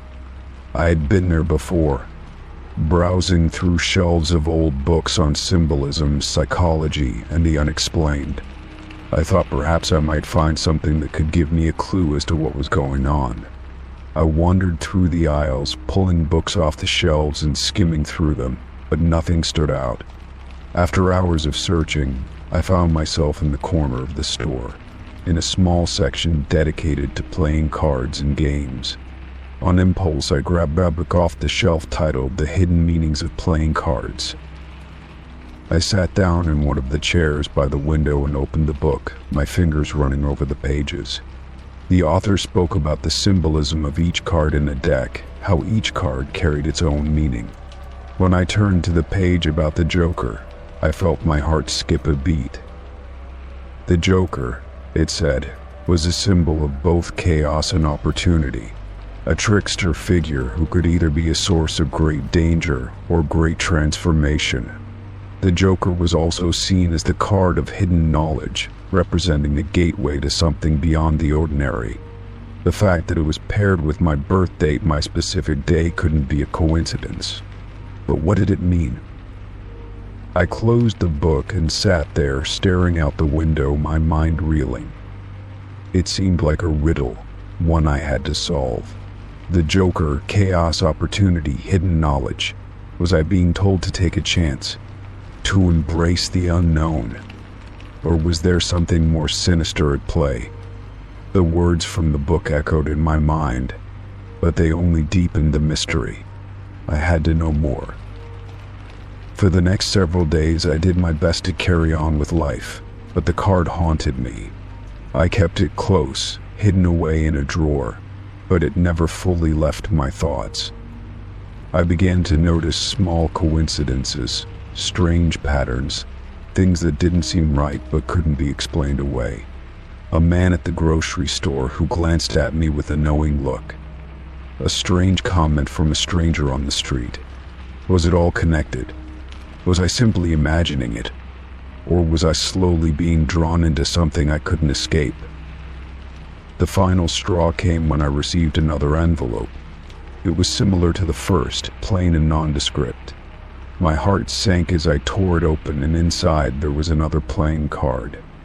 This time it was the Queen of Hearts. On the back of the card, in the same red ink, was a single word, together. My breath caught in my throat. The Joker, now the Queen. What did this mean? Who was sending these cards and why? The pieces of the puzzle were falling into place, but I didn't understand the picture they were forming. The days passed in a blur. Each time I received a new card, I could feel the tension building, the weight of the situation pressing down on me. The Queen of Hearts had been followed by the Ace of Spades, and then the King of Diamonds. Each card brought more clues, but they only made the mystery more complex. I was being led somewhere, and it felt like there was no way to turn back. The cards had a pattern, but the pattern was too vague, too abstract for me to understand. What was the endgame? And who was behind all of this? Finally, I received a card that changed everything. It was the last card I would ever receive. The card was blank. No symbol, No number, no message, just emptiness. It was the absence of everything I had come to expect. The mystery was no longer about finding meaning, it was about the absence of it. As I stared at the blank card, I realized that the journey had always been about the search, the need to find answers, to make sense of the chaos. But in the end, the answer was clear. The search itself had been the point. I held the blank card in my hands, finally understanding. The journey wasn't about finding the final answer. It was about embracing the unknown, the uncertainty, and the mystery itself. I had been given a chance to let go of the need for control, to accept that some things were meant to remain a mystery. The cards had led me to this moment, not to an answer, but to an understanding that sometimes the most important thing is the journey. Story 10. I had just come back from work, the usual tiredness settling over me as I fumbled with my keys. It had been an exhausting day, and all I wanted was to relax and unwind in the quiet of my home. As I approached my front door, I noticed something strange. The door was slightly ajar. I froze for a moment, my mind racing. I was sure I had locked it before I left that morning. I cautiously stepped inside, my heart pounding in my chest. The silence in the house was almost unnerving, and every creak of the floorboards beneath my feet seemed magnified. I glanced around, taking in the familiar surroundings, searching for any signs of a break-in or disturbance. But nothing seemed out of place. The furniture was exactly where I had left it. The windows were all shut, and there were no obvious signs of forced entry. Yet the door was open, and that was enough to make my skin crawl. I took a few more steps into the house, my eyes scanning every corner, every shadow. As I passed the hallway, something caught my attention.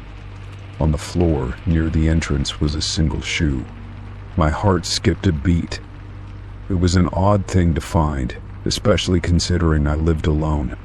It wasn't mine, and it didn't look like it belonged to anyone I knew. The shoe was dark, simple, and somewhat worn, but there was nothing remarkable about it, except the fact that it was the only thing out of place. I bent down to pick it up, my hand trembling slightly as I held it in my grasp. The leather was scuffed, and there was dirt on the sole, as though it had been worn outside for a while. I looked around again, still trying to make sense of what was happening. It didn't make any sense. If someone had broken in, surely they would have taken more than just a shoe. But there it was, a single shoe, sitting alone in the middle of the floor. I set the shoe down on the nearby table, my mind racing. Who could have been in my house? And why would they only leave one shoe behind? I tried to rationalize it, but nothing made sense. It felt wrong, like a puzzle that was missing a piece. I went to check the rest of the house, moving from room to room. The kitchen was untouched, the living room was in order, and my bedroom door was still closed. Everything seemed fine, except for the open door and the lone shoe. I pulled out my phone and quickly called the police. As I explained the situation, I could hear the concern in the dispatcher's voice. They assured me they would send someone over to investigate, but it would take a while. I hung up, still feeling uneasy. I had never felt so vulnerable before. It was as though someone had been in my space, had touched my belongings, but left without taking anything of value. The thought that they had only left a shoe behind made me uneasy in ways I couldn't explain. The minutes dragged on, each second adding to the weight of the situation. I sat on the couch, trying to calm my racing thoughts. The house felt too quiet, too still. Every sound, every creak of the house seemed amplified, as if someone was still here. I kept glancing at the door, waiting for the officers to arrive, but the unease never lifted. I couldn't shake the feeling that someone was watching me, waiting for me to make the next move. After what felt like hours, the sound of sirens finally reached my ears. The police arrived in a patrol car, their lights flashing in the darkening evening. I quickly opened the door to greet them, feeling both relieved and anxious. 2 officers stepped out of the car, their flashlights illuminating the porch. They asked me to explain what had happened, and I told them everything: the open door, the single shoe, and how nothing else seemed out of place. They began to look around, inspecting the area near the door and checking the locks. One of the officers asked if I had any enemies or if there was anyone who might want to harm me. I thought about it for a moment but couldn't come up with any plausible explanation. I had no idea who would want to break into my home and leave behind such a strange clue. The officers seemed to be just as perplexed as I was, but they assured me that they would take a report and increase patrols in the area. They also suggested that I stay with a friend or family member for the night if I felt unsafe. I thanked them as they left, the weight of their words still hanging heavy in the air. I locked the door behind them and tried to convince myself that everything was fine, but I couldn't shake the feeling of being watched. The house felt too quiet, too empty, and I couldn't help but think about that shoe. What was its purpose? What did it mean? And why had they left it behind? The rest of the night passed in a blur. I tried to sleep, but every time I closed my eyes, the image of that lone shoe crept into my mind. I kept hearing noises that I couldn't explain: footsteps in the hall, the sound of something shifting in another room. But every time I checked, everything was still. I couldn't help but feel paranoid, like someone was toying with me, like they were waiting for the perfect moment to strike. The following morning, I woke up to a strange sense of dread. I went about my day, trying to go through the motions of a normal routine, but the thought of the shoe never left my mind. I kept checking the door, double-checking the locks, making sure everything was secure. But the feeling of unease lingered, like a dark cloud that wouldn't go away. I decided to visit a friend later that day, hoping to take my mind off everything. As I sat in her living room, talking about the events of the night before, I couldn't help but notice that her gaze kept drifting to the door. At first, I thought nothing of it, but then I realized she was looking at me with a strange expression. It wasn't fear, but something close to it. Finally, she asked me, "Have you looked at this shoe closely?" I blinked, not understanding. "What do you mean?" "The shoe," she repeated. "Have you really looked at it? The one you found in your house?" I paused, then nodded. "Yeah, I did. It's just a shoe, nothing special about it." She leaned forward, her voice dropping to a whisper. "That's not just any shoe. Look at the sole." I frowned and pulled out my phone, searching for a photo I had taken of the shoe. I zoomed in on the picture, and that's when I saw it. On the sole of the shoe, there was a pattern, a symbol etched into the leather. It wasn't a brand or a logo, it was something different, something foreign. My heart raced as I stared at the image, realizing that the shoe wasn't just a random object. It was a message. Suddenly, everything started to click.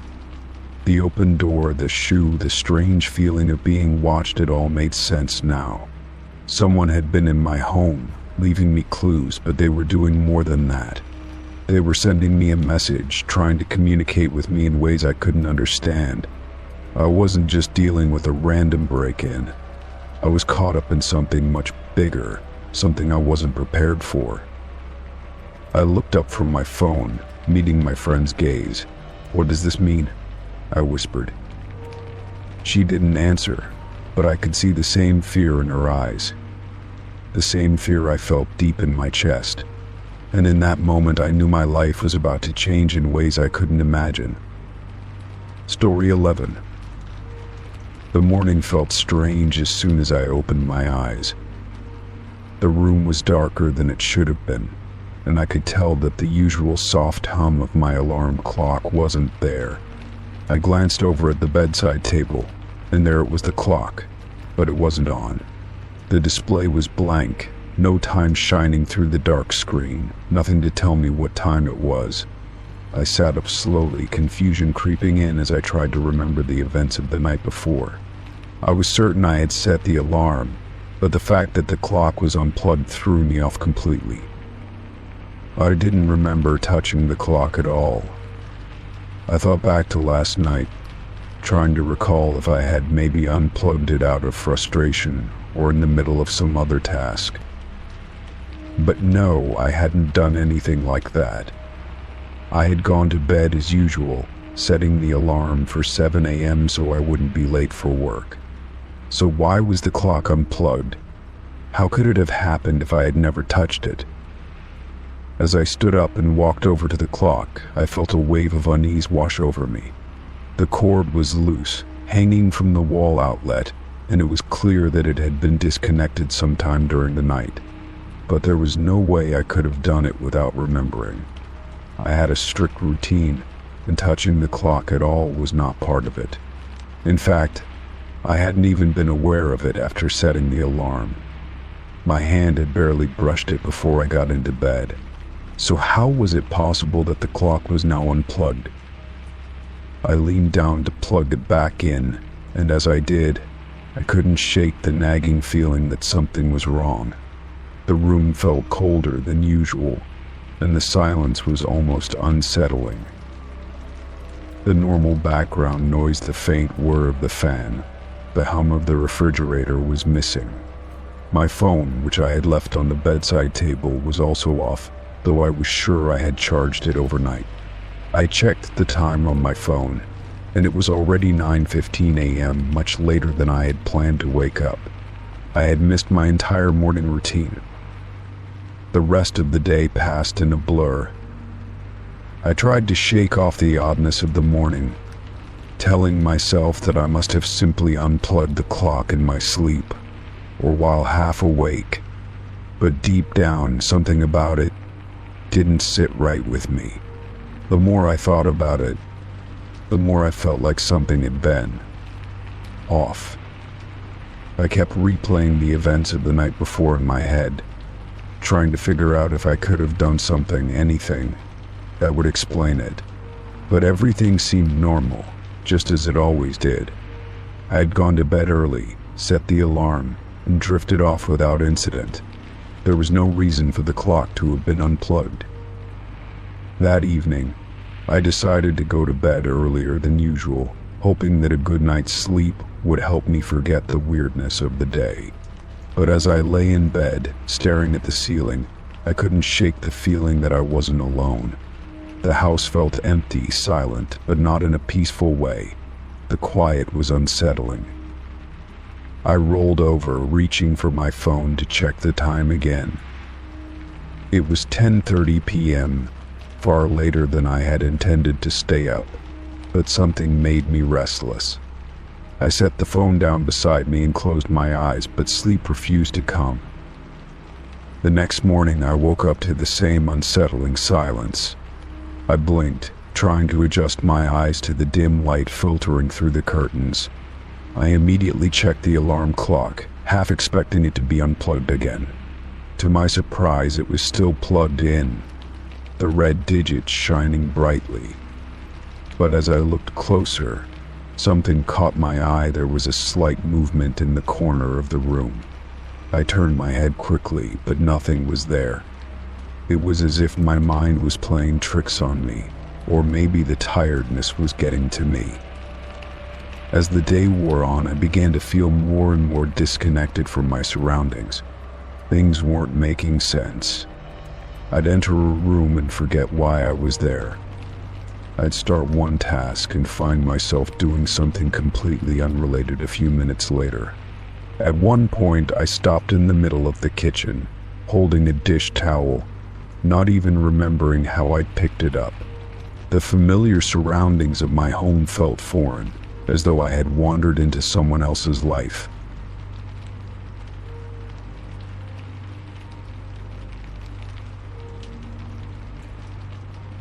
By the time I returned home from work that evening, I had almost convinced myself that I was just overthinking everything. Maybe the clock had been accidentally unplugged during the night and I hadn't noticed. Maybe I was just tired or stressed, and that was why everything seemed so off. But when I walked into my room, I froze. The alarm clock was unplugged again. This time the cord was tangled and hanging loosely from the outlet. It was almost as if someone had deliberately unplugged it. I felt my heart start to race as I stood there, staring at the clock. The air in the room felt thick, heavier than usual. I couldn't breathe properly, my chest tightening as I tried to understand what was happening. This wasn't just forgetfulness or coincidence anymore.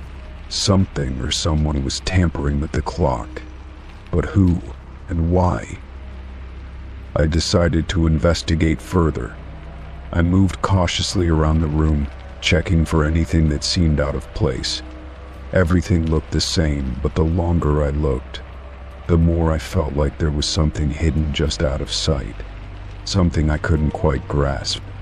My mind raced, thinking back to the times when I had felt like I was being watched, when the silence in the house seemed too quiet, too still. Was it possible that someone had been in my home when I wasn't around? I checked the locks on the doors and windows, but they were secure. There was no sign of forced entry. I even double-checked my phone for any signs of unusual activity, but everything appeared normal. Still, the eerie feeling didn't go away. I spent the next few hours trying to find a logical explanation, but nothing made sense. Each time I looked at the clock, the sense of dread grew. Later that night I went to bed, but sleep came even harder than it had the night before. I lay there, wide awake, listening to the quiet in the house. Every small sound seemed amplified in the silence. My thoughts circled back to the clock, to the feeling that something wasn't right. As the night dragged on, I eventually drifted off, but I was barely asleep when I was jolted awake by a loud noise. I sat up, heart pounding in my chest, and the first thing I noticed was the alarm clock. It was unplugged again, but this time it was on the floor, as though it had been thrown there. I could feel the weight of the room, the tension in the air, and I knew with certainty that something was wrong. I grabbed my phone and dialed 911, my voice shaking as I spoke with the operator. I explained the situation, though it seemed almost too strange to be real. The operator assured me that they would send someone over, but when the officers arrived, they couldn't find any evidence of forced entry or anything unusual. They suggested that I might be experiencing stress or fatigue, but the look in their eyes told me they didn't believe it either. After the officers left, I sat in my room staring at the clock. I realized that I had no answers, no explanation. The events didn't make sense, but I couldn't shake the feeling that someone was trying to make me question reality. As the days passed, the alarm clock stayed plugged in, but I couldn't forget the eerie feeling, the sense that something was watching me. In the end, I didn't try to explain it anymore. Some things I realized couldn't be explained. I learned to accept that whatever had happened, whatever was happening, was beyond my understanding. I no longer tried to make sense of it. I just lived with it, knowing that sometimes the unknown was the only thing we could be sure of. Story 12. I walked into the grocery store on a typical afternoon, just to pick up a few things for the week. The aisles were a bit crowded, with people going about their business, some leisurely browsing, others rushing to grab the essentials. I moved through the produce section first, eyeing the apples and thinking about the best options for making a pie later in the week. As I reached for a bag of oranges, I heard a voice behind me. "Do you still work at that place?" the voice asked. I turned around quickly, startled by the question. Standing behind me was a woman I didn't recognize at all, but there was something in her expression that seemed strangely familiar, as if she knew me in some way. Her face was neutral, but her eyes carried a kind of warmth, like she was hoping for some recognition, some sign that I remembered her. I blinked a few times, trying to process the question. "I'm sorry, what?" I asked, still a bit confused. The woman smiled slightly, as if she had been expecting this reaction. "I just meant, do you still work at the company you used to work for? You know, the one with the big offices downtown?" Her question was casual, like we were old friends catching up, but I couldn't place her. I hadn't worked at that company in years, not since I had made the decision to move on and change careers. I stood there, staring at her, trying to make sense of what was happening. For a moment, I felt a sense of panic rising in me. How did she know where I had worked? How did she know that I had left? I hadn't told anyone at my old job about my decision to leave. There was no way she could have known unless she had been involved somehow in my past, but I couldn't recall her face from anywhere. I glanced around, hoping to see someone else who might recognize her, but there was no one. The grocery store seemed as ordinary as ever, and yet this moment felt strangely off. "I'm afraid I don't recognize you," I said finally, trying to keep my voice steady.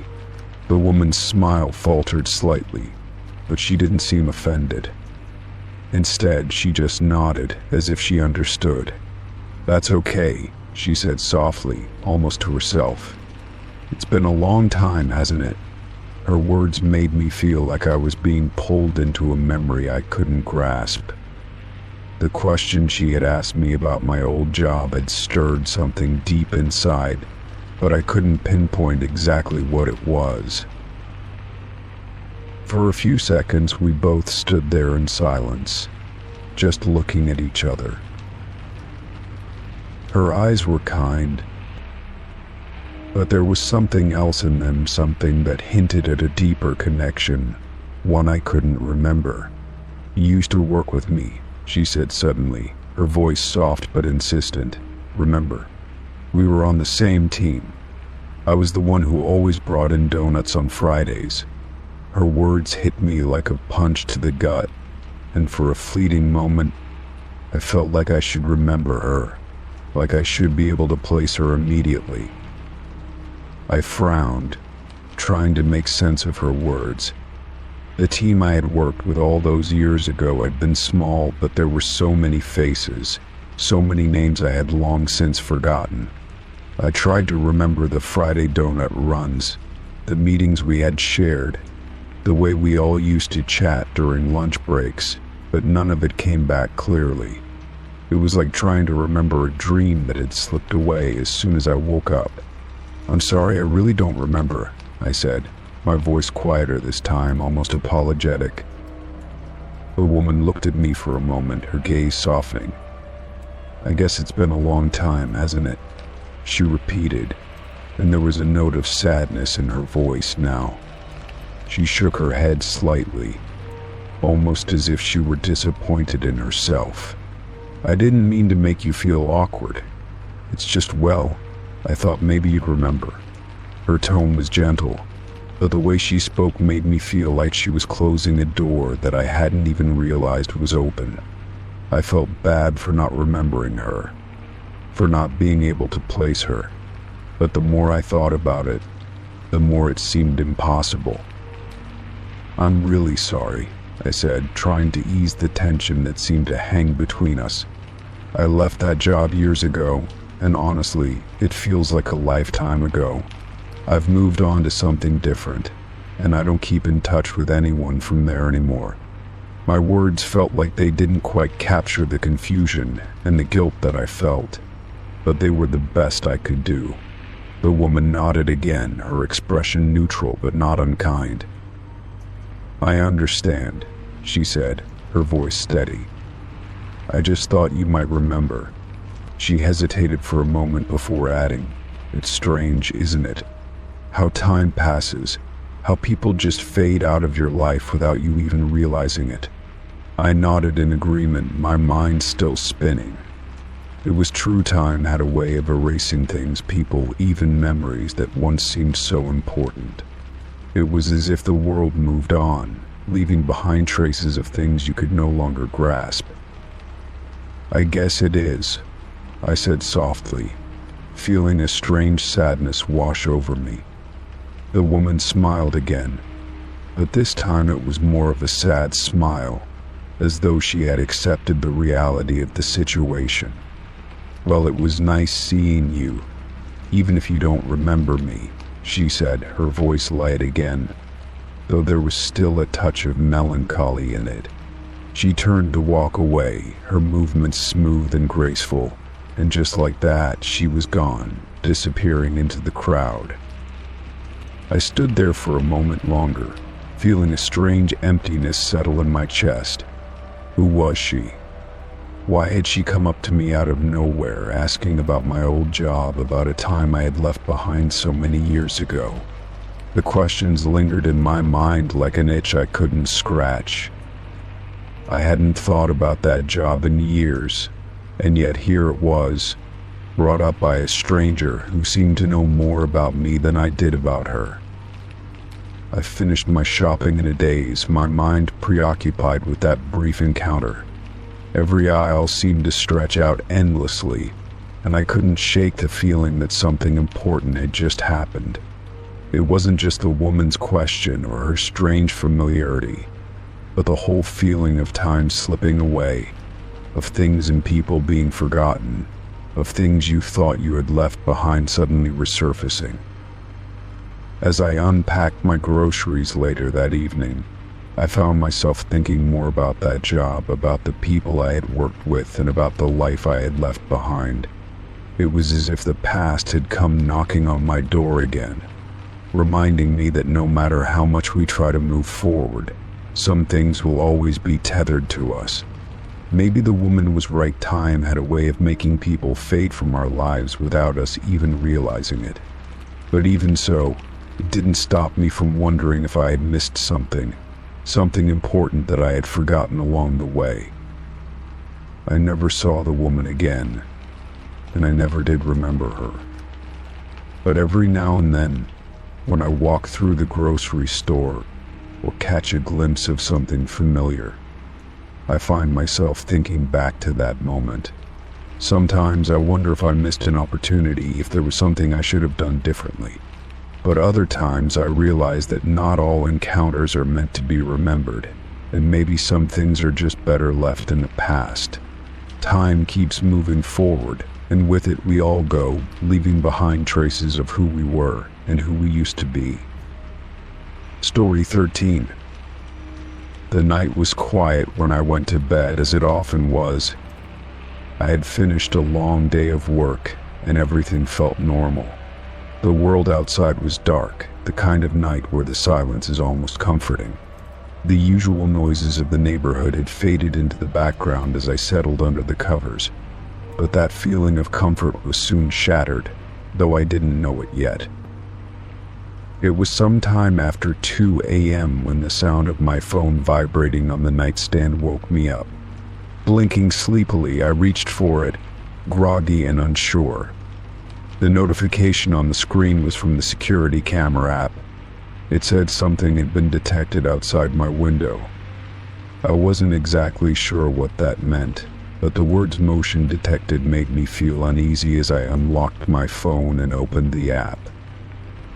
I couldn't remember the last time I had checked the camera footage, and I was hoping it was just a cat or a random animal passing by. But when the video loaded, I froze. The footage showed a person standing just outside my window, completely still. It was just past 2 a.m. and the figure was staring directly at the camera, or at least in my direction. I could hardly believe what I was seeing. There was no mistaking it, the figure was definitely a person, and they had been standing there for a while. I felt a chill creep down my spine. The video wasn't long, but it was enough to make my heart race. I replayed it over and over, but each time it felt more surreal. The figure wasn't moving, just standing there, gazing at my window. I couldn't make out any details about them, only that they were tall, wearing dark clothes, and had some sort of hood or cap obscuring their face. I couldn't even tell if they were looking directly at me or if they were staring into the dark. Either way, it felt like an invasion, like I was being watched. The sense of dread started to settle over me. I immediately checked the other cameras around my house, hoping for some kind of explanation or reassurance, but nothing else stood out. There were no signs of anything unusual in the driveway or in the yard. The figure at the window was an anomaly, and I couldn't help but wonder how they had gotten so close to my house without triggering any alarms or being seen by anyone. I stood in the dark, staring at the screen, unsure of what to do. My mind raced with all kinds of possibilities. What if this person had been watching me for longer than just that moment? What if they had been following me? What did they want? And why had they chosen this specific time to stand outside my window in the dead of night, with no explanation? I tried to calm myself, telling myself that maybe it wasn't as serious as I was making it out to be. Maybe it was just some strange coincidence or someone lost in the neighborhood. But deep down, I knew that wasn't enough. I knew I couldn't just brush this off. There was something off about the whole situation, and the fear gnawed at me. I couldn't shake the image of that person standing there, motionless, staring into my home. I debated what to do next. Should I call the police? But what would I tell them? I didn't have any concrete evidence, just a video of someone standing outside my window. They might dismiss it as nothing. I could report it, but I wasn't sure how seriously they would take me.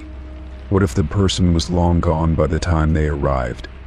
And then I thought, what if they weren't alone? What if this person had been casing my house, watching me for longer than I realized? The more I thought about it, the more unsettled I became. I kept replaying the video, trying to find something I had missed, something that might explain the person's behavior. I even zoomed in, hoping to catch a clearer view of their face or any distinguishing features. But there was nothing, only the shadowy outline of someone standing there, almost too still, too quiet. It felt wrong. I felt wrong.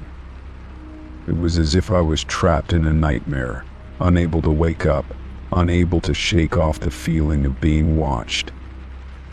I spent the next few minutes pacing the room, trying to calm myself. I had to do something. I couldn't just sit there feeling helpless and terrified. After what seemed like an eternity, I grabbed my phone again, and after a moment's hesitation, dialed 911. I wasn't sure what I was asking for, but I knew I couldn't just let it go. The operator answered almost immediately, her calm voice grounding me as I explained the situation. I told her about the person in the video, how they had been standing outside my window, staring into my home. She asked a few questions, and I answered them as best as I could. I could feel my hands shaking as I spoke, but I tried to remain as composed as possible. She assured me that a patrol would be sent over to check on things, but she made it clear that without more information, it would be difficult to determine the intent of the person in the video. As I hung up the phone, I felt a mixture of relief and frustration. Relief that I had taken some action, but frustration because I still had no answers. I decided to stay in the living room for the rest of the night, not wanting to be alone in the dark bedroom where I had seen the video. The rest of the night passed slowly, the house too quiet, the silence too heavy.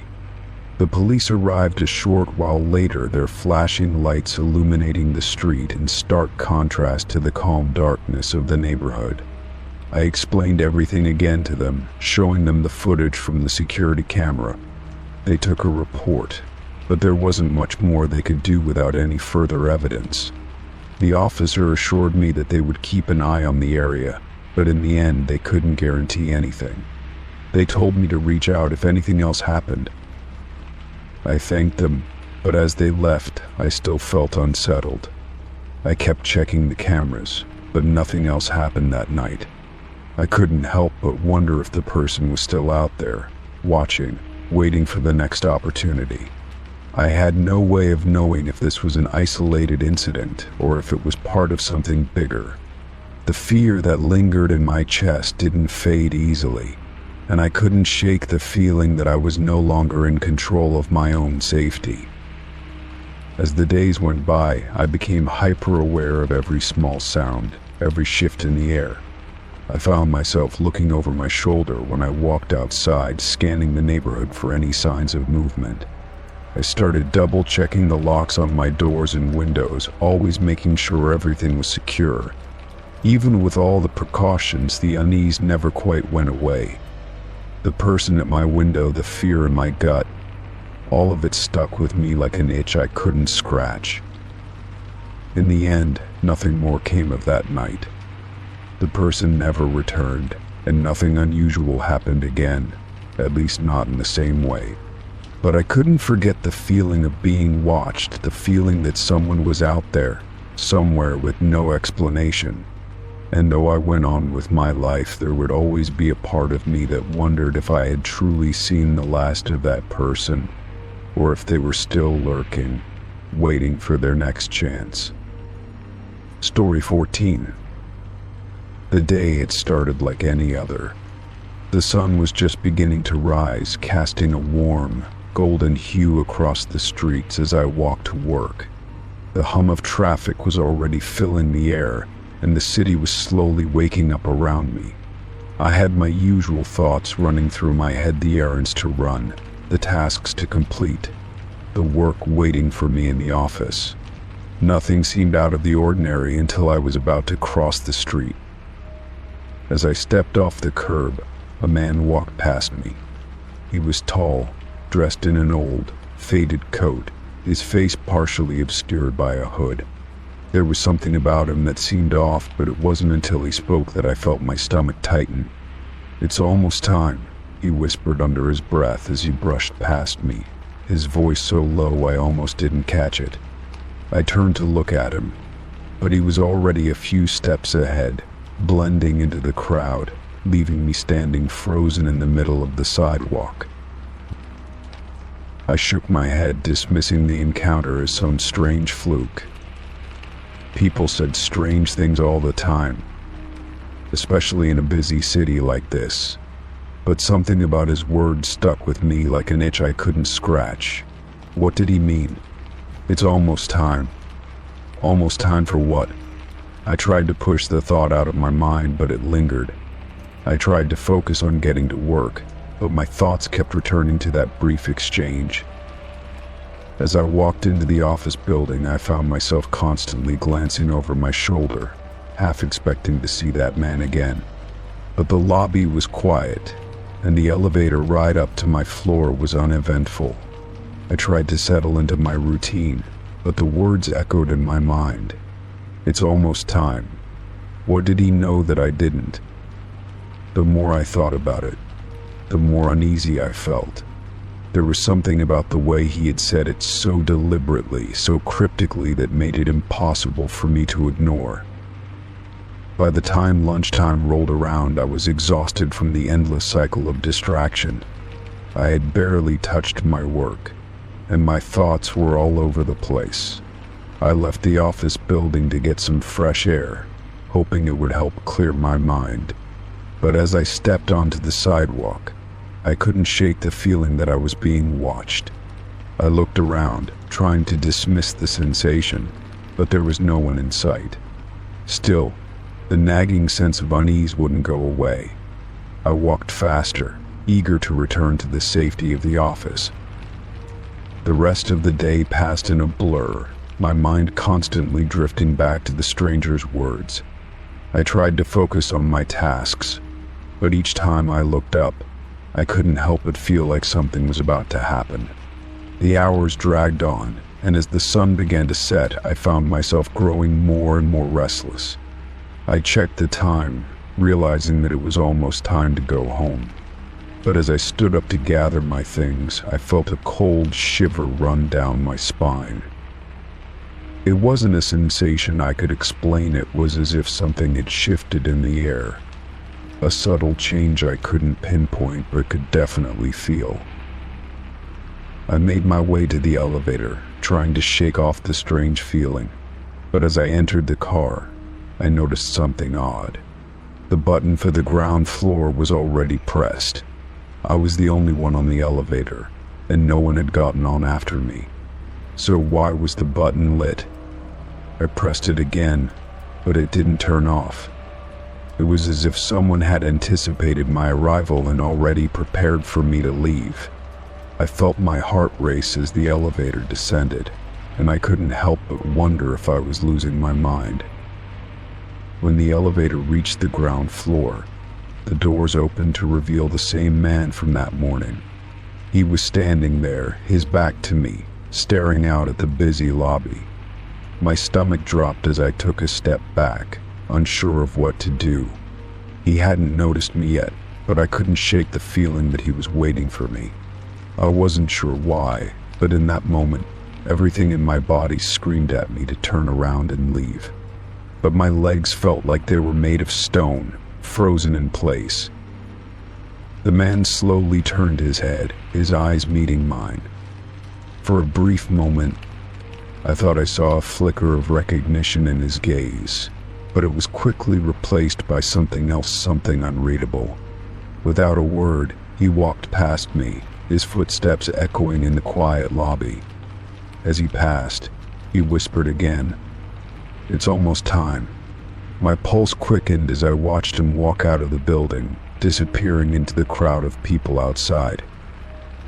I stood there for what felt like an eternity, my mind racing. What was happening? Why was he following me? And what did he mean by almost time?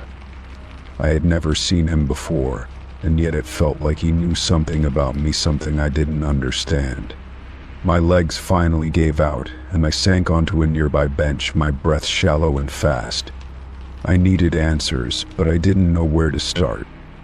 Should I call someone? Should I report this to the police? The uncertainty was suffocating.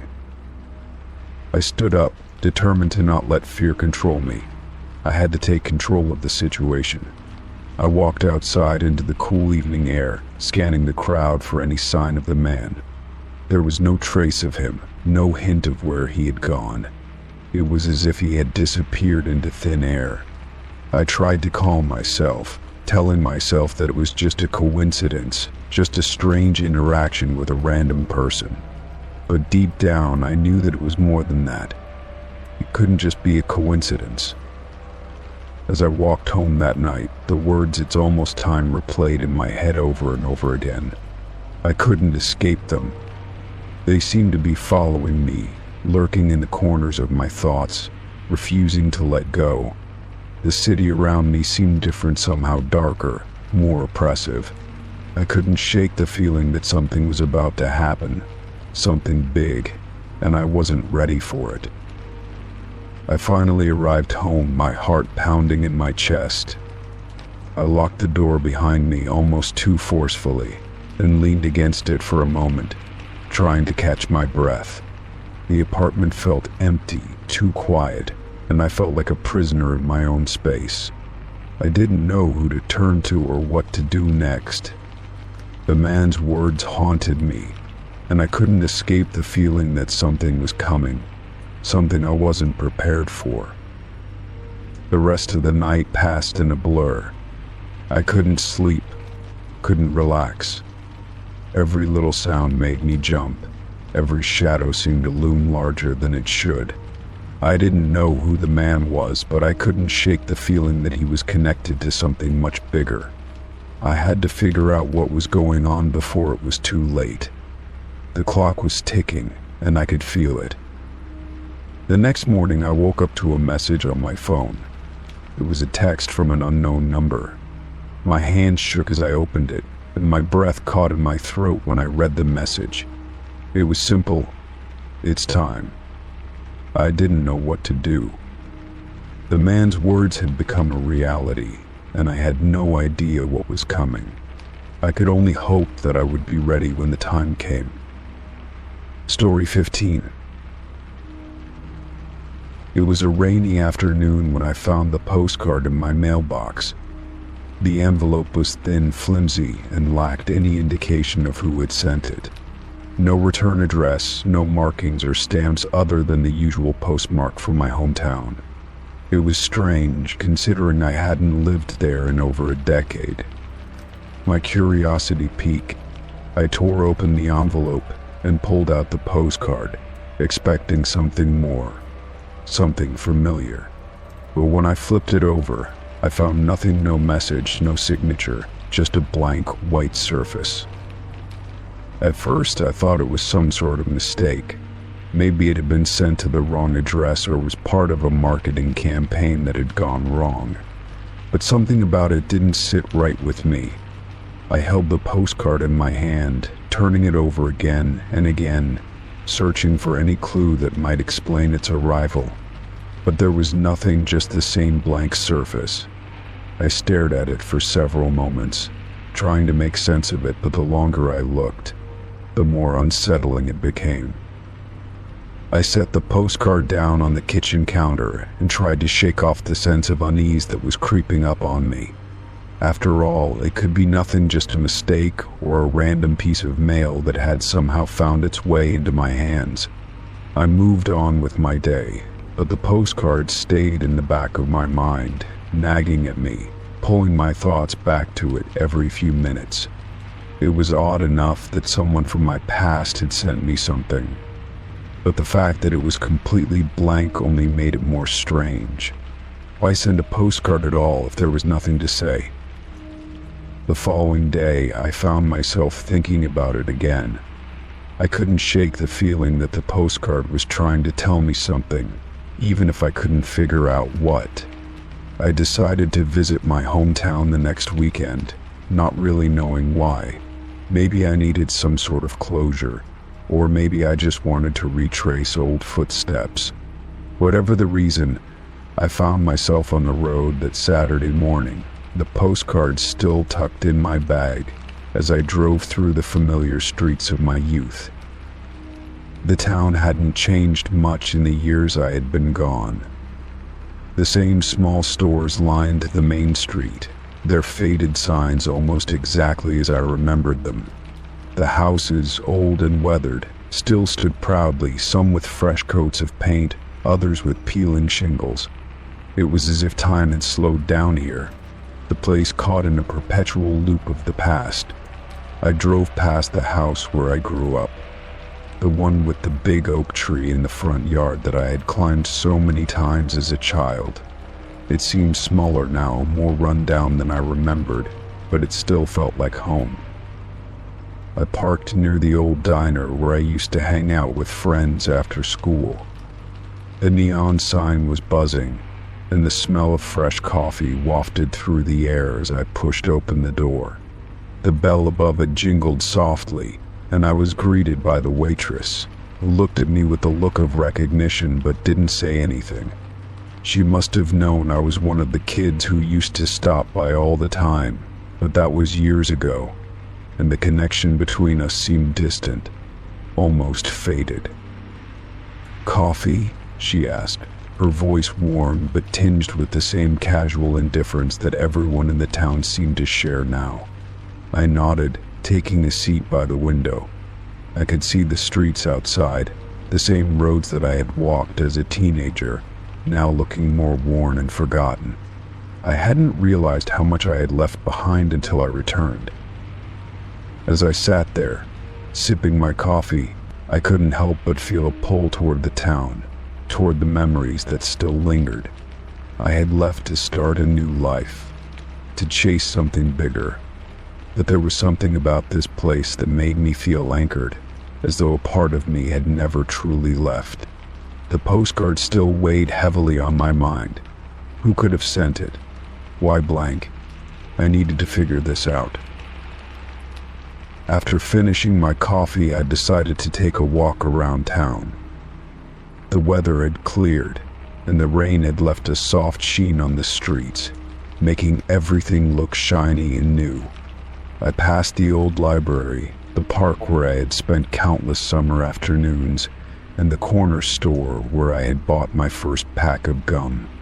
Everything felt familiar, yet distant. It was like stepping into a dreams I recognized, but they didn't belong to me anymore. As I walked past the park, something caught my eye. It was a small group of people gathered near the old swing set. They were talking quietly, their voices muffled in the breeze. I couldn't make out what they were saying, but one of them looked familiar. It was a face I hadn't seen in years, someone from my past, someone who used to be important to me. The man was standing there, looking off into the distance, as if he didn't notice me.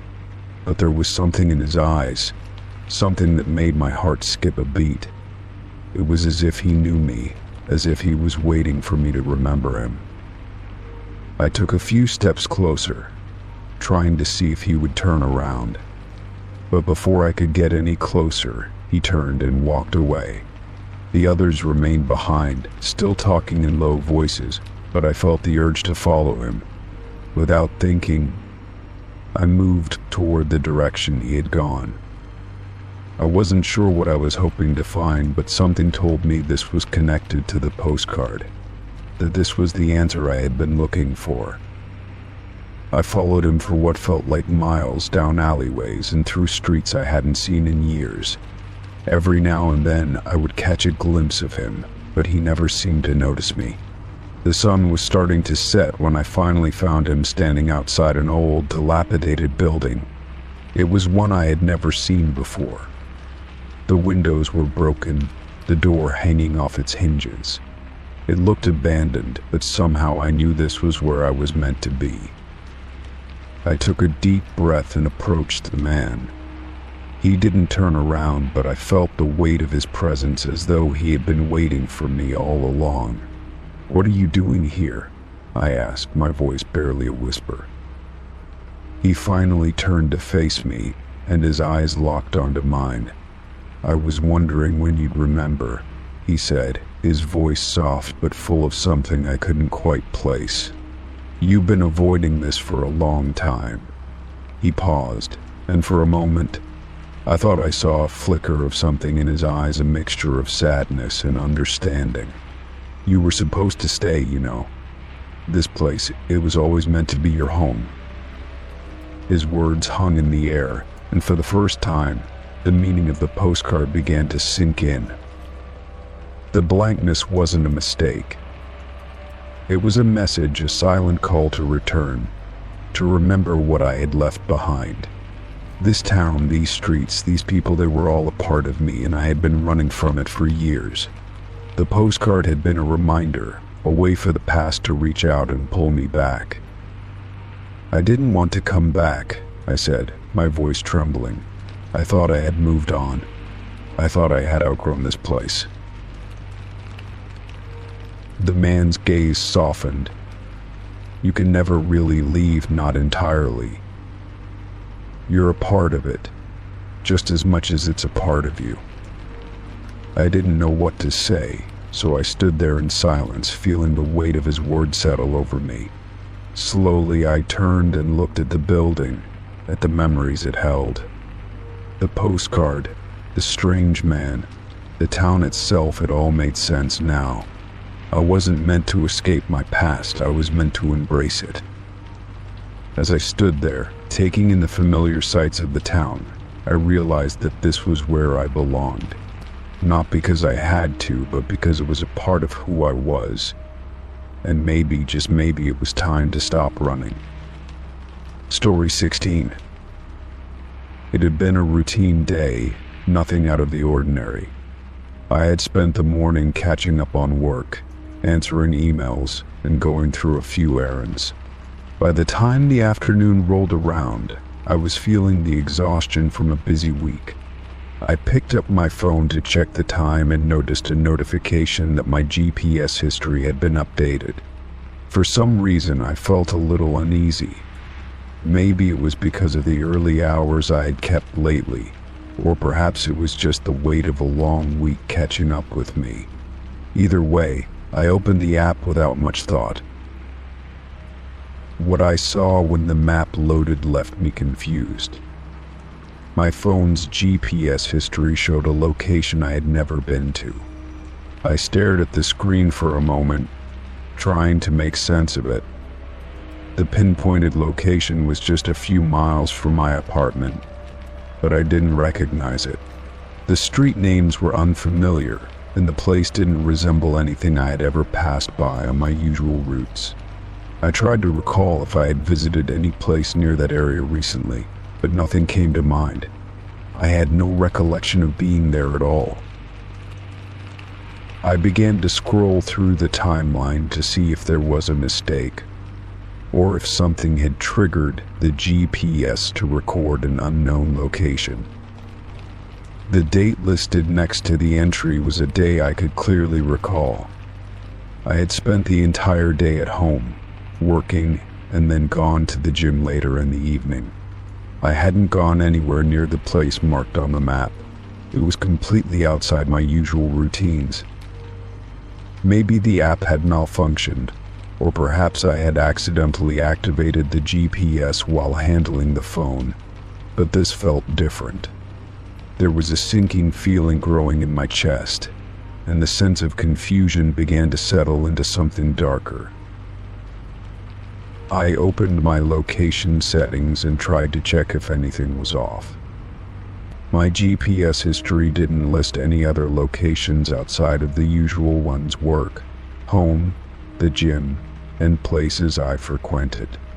But there, at the bottom of the list, was that unfamiliar address. I zoomed in on the map, studying the surrounding area, but everything looked normal. The street was lined with residential buildings, not too different from the ones in my neighborhood. It didn't make sense. I had never been there, nor did I know anyone who lived there. I tried to find a logical explanation, but none came to mind. I felt a wave of unease wash over me as I stared at the location that shouldn't have been there. I began to wonder if it was possible that I had unknowingly visited the place while distracted or on autopilot. Maybe I had taken a wrong turn without realizing it. I racked my brain, thinking of the day in question, but all I could come up with was a blank.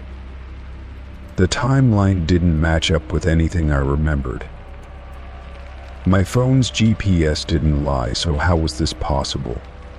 The idea that I had gone somewhere without being aware of it seemed increasingly absurd, but the more I thought about it, the more it seemed like the only explanation. I felt like I was grasping at straws, trying to piece together a puzzle with no pieces that fit. I couldn't stop thinking about it. The nagging feeling that something wasn't right gnawed at me, and the more I looked at the map, the more unsettled I became. It was as if a part of me had been somewhere I couldn't remember. The idea of losing time, even for just a few moments, was terrifying. Had I been somewhere else without realizing it? The thought of not knowing what I had done, where I had gone, made my stomach churn. I decided to drive by the location, thinking maybe seeing it in person would help jog my memory, give me some clarity. When I got to the area, I immediately felt a sense of unfamiliarity. The streets looked different up close, though they hadn't seemed that way on the map. There was an unsettling quietness in the air, and the buildings felt oddly out of place. I slowly drove down the street, scanning each building for any hint of recognition, but there was nothing. I couldn't shake the feeling that I was being watched, though I knew that was just my anxiety getting the best of me. I didn't recognize any of the stores or landmarks. Everything felt off, as if the world around me was slightly out of focus.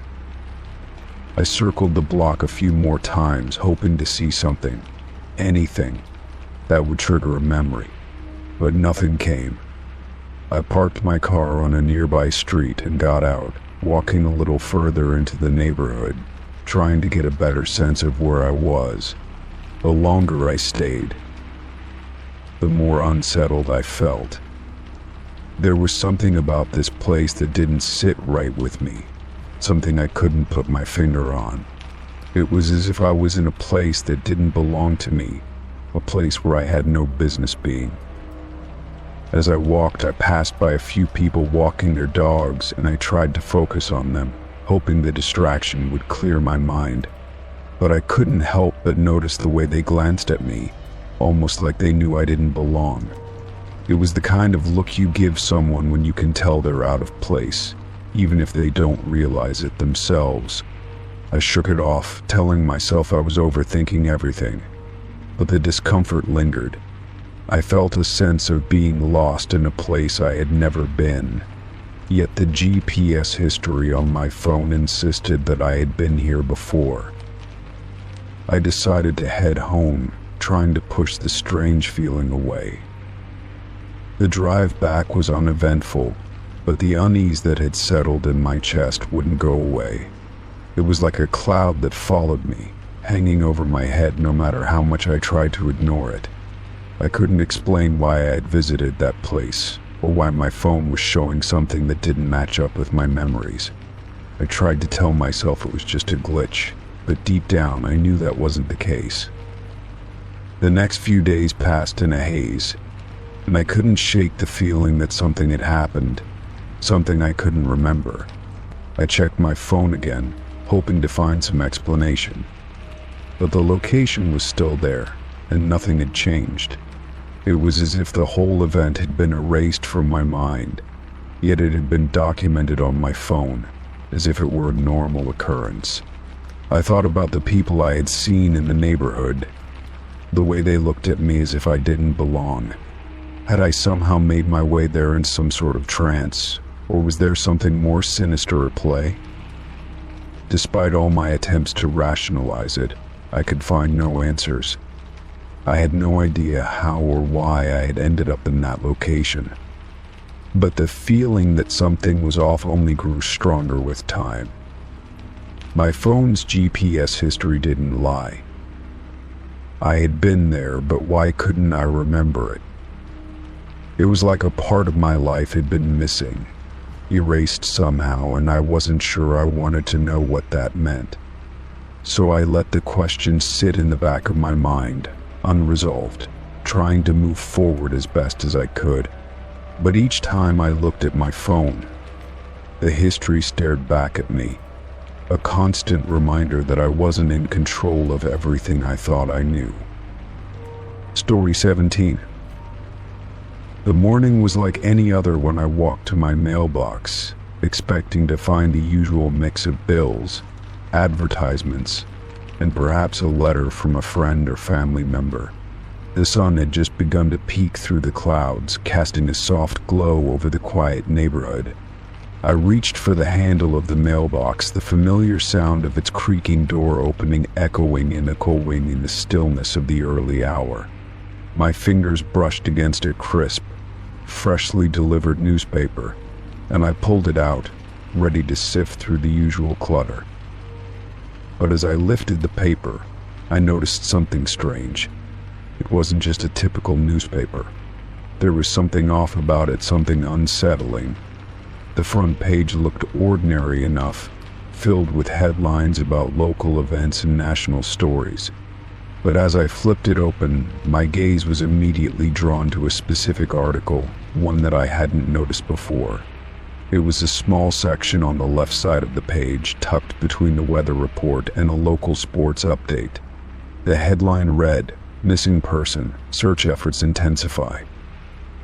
I froze for a moment, my heart skipping a beat. The words seemed to jump off the page at me, as if they were meant to grab my attention. But it wasn't just the headline that made me uneasy. No, it was the circled portion of the article. The dark circle around the face of the missing person was the first thing I noticed, and then, as I read the brief description, my stomach dropped. The missing person's name, age, and the circumstances of their disappearance were listed, but what struck me was the uncanny feeling that something about the article felt personal. I couldn't explain why, but I felt a chill run through me as I stared at the photograph.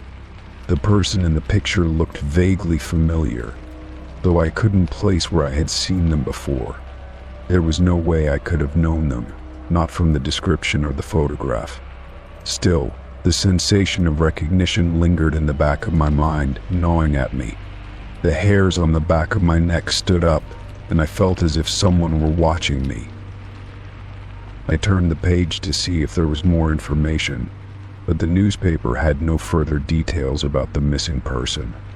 The circled article was the only mention of them in the entire paper.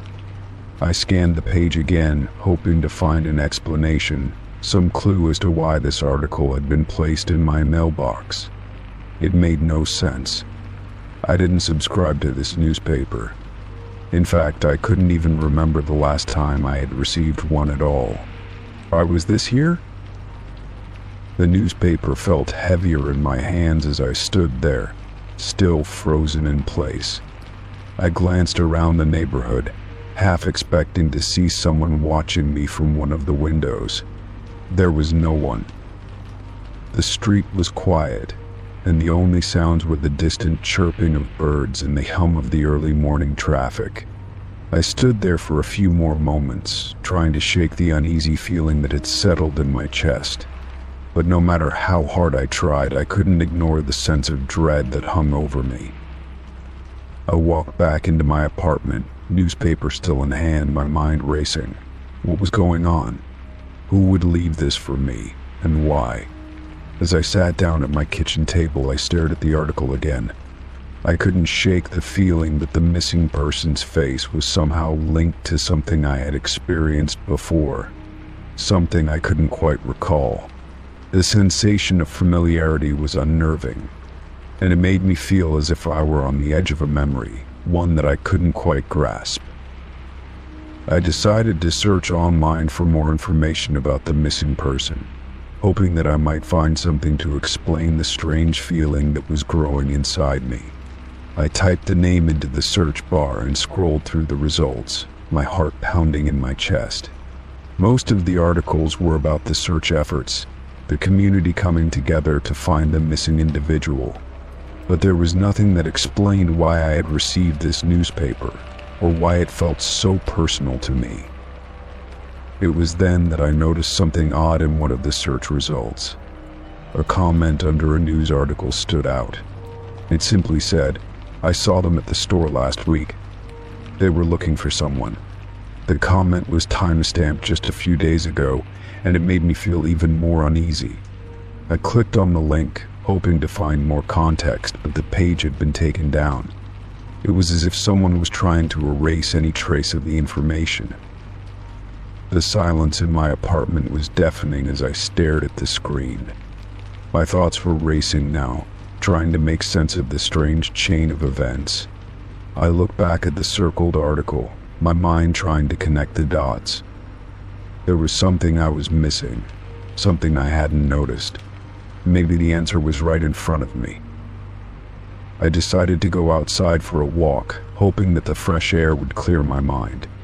As I stepped out onto the street, the cool morning air hit my face, but it did little to ease the sense of unease that had settled in my chest. The neighborhood looked the same as always, peaceful and quiet.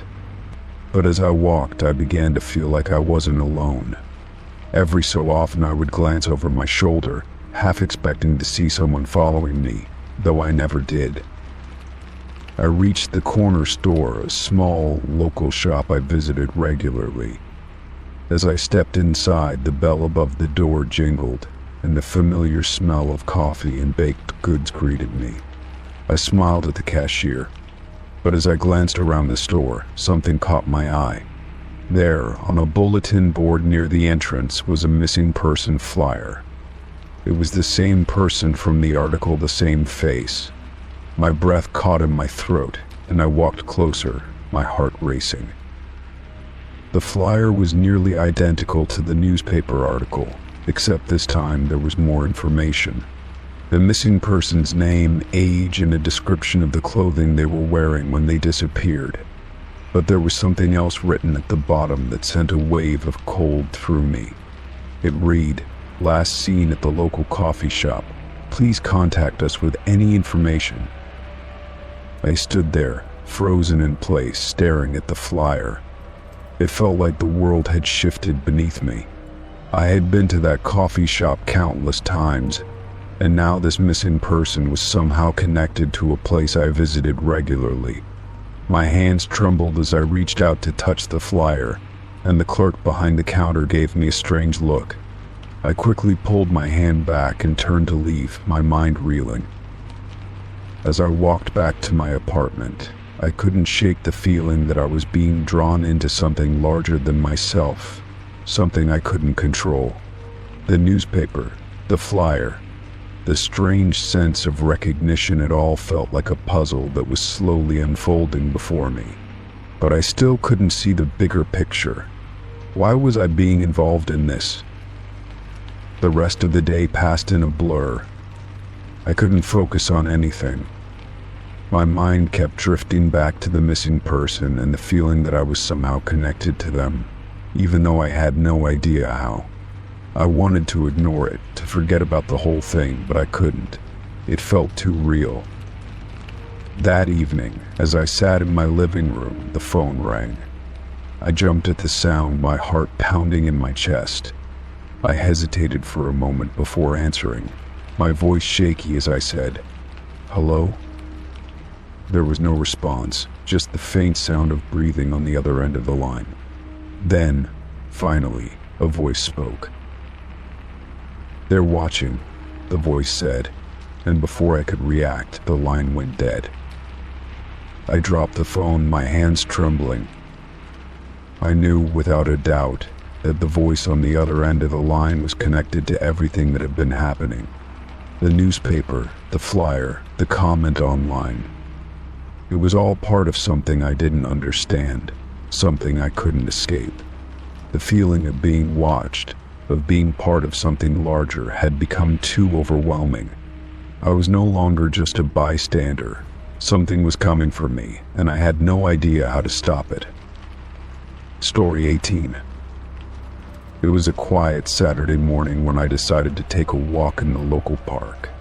The weather was perfect, with the sun casting a gentle warmth across the paths. I enjoyed the simplicity of these morning walks, especially when the park was less crowded. As I strolled along the familiar gravel paths, watching families and joggers pass by, I couldn't help but feel a sense of peace. Little did I know, that peaceful morning would soon take an unexpected turn. I had reached the far side of the park, near the swings and the large oak tree, when I noticed a child playing nearby. The child was no more than 6 years old, with messy hair and a bright smile, chasing after a ball that had rolled a little too far. I didn't pay much attention at first, focusing on the sounds of birds chirping and the rustling of leaves in the breeze. However, something strange happened as I walked closer to the playground area. The child stopped running and looked directly at me. "Hey you," the child suddenly called out, their voice piercing the calm of the morning. I turned, surprised by the sudden attention. The child was pointing at me, their small finger directed straight at my chest. My mind raced, wondering if something had happened, or if they were trying to get my attention for some reason. I took a step closer, ready to smile politely and continue on my way. But then, the child said something that made my heart skip a beat. "You were in my dream last night," the child said, their tone almost too serious for someone so young. I froze in place. The words hung in the air between us, and for a moment I wondered if I had misheard them. It was an odd thing to say, especially coming from a child who I had never met before. My mind scrambled for any reasonable explanation, but nothing came to mind. I smiled awkwardly, trying to brush it off as some innocent imagination. "What do you mean?" I asked, though I wasn't sure I wanted to know the answer. The child didn't hesitate, their gaze unwavering. "You were in my dream last night," they repeated. "You were standing at the edge of the water, looking at me. You were just there like you were waiting for me." I took a step back, my heart suddenly pounding in my chest. How could this child know anything about me? I had never seen them before in my life, and I certainly hadn't been near any water recently. I glanced around, unsure of how to respond. "That's strange," I said, trying to keep my voice steady, though I could feel a chill creeping up my spine. The child seemed unfazed by my discomfort and continued talking as if it was the most normal thing in the world. "You didn't say anything," the child added, "but I knew you were waiting for me. And I think you wanted me to come with you." A sense of unease washed over me, but I tried to dismiss it. It was just a child after all.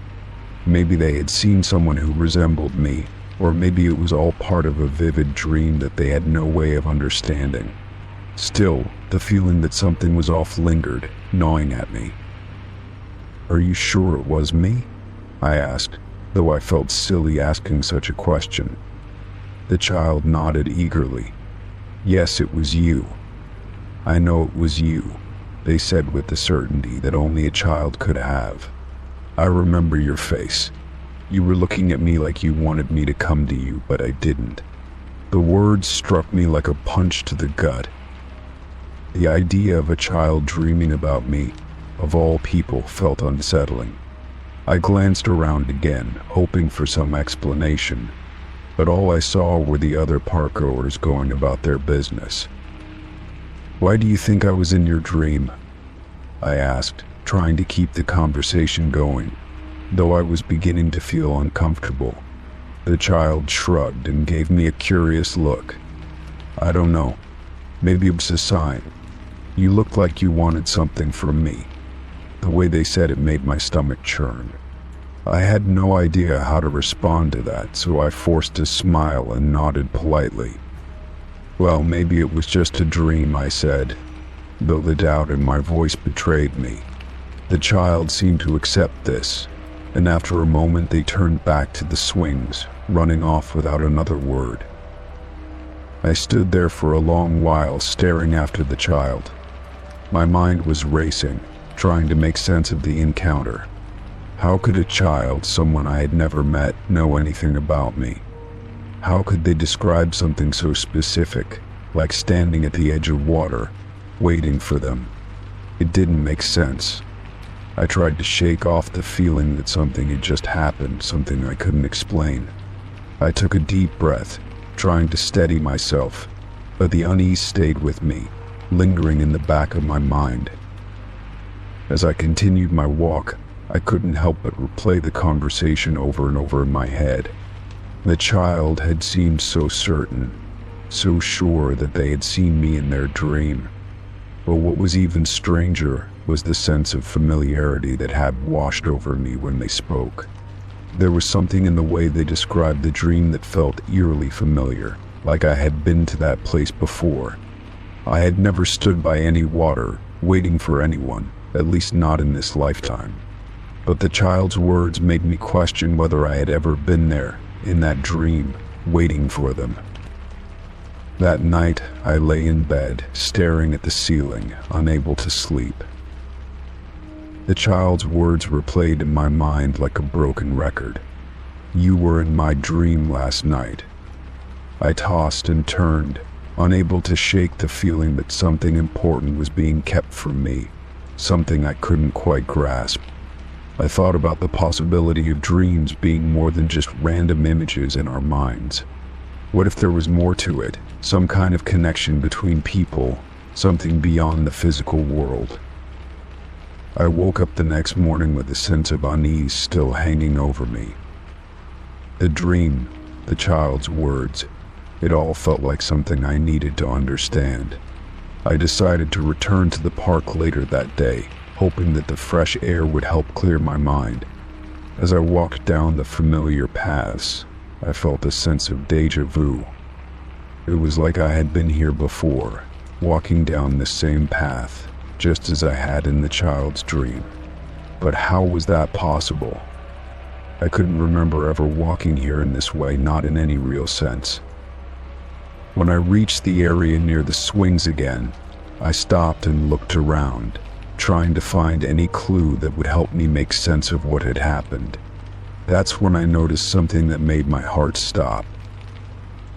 A small stone, barely noticeable, was lying on the ground near the oak tree. It was smooth, round, and glimmered slightly in the sunlight. I bent down to pick it up, a strange sense of recognition washing over me. I had never seen this stone before, yet somehow it felt familiar, like something I had once held in my hand. Suddenly I remembered. The dream. The child had mentioned standing by the water, and there had been a stone exactly like this one. My breath caught in my throat as I realized that the child's dream and my reality were somehow connected. Was it possible that we were linked in some strange way? Could dreams transcend the boundary between sleep and wakefulness, connecting people in ways we didn't fully understand? The answers eluded me, but I knew one thing for certain. There was something more to this encounter than a simple, fleeting moment in a park. The child's words, the dream, the stone, they all pointed to something deeper, something beyond my comprehension. I had to find out what it meant, even if it meant delving into the unknown. Story 19. I walked into my house that evening, the familiar scent of wood and the soft hum of the refrigerator greeting me. It had been a long day, and all I wanted was to kick off my shoes, make some tea, and relax. The house was quiet just like I left it, except for one strange detail. The dining room chairs, which were usually arranged around the table, were now all turned toward the door, facing it as if waiting for something or someone to enter.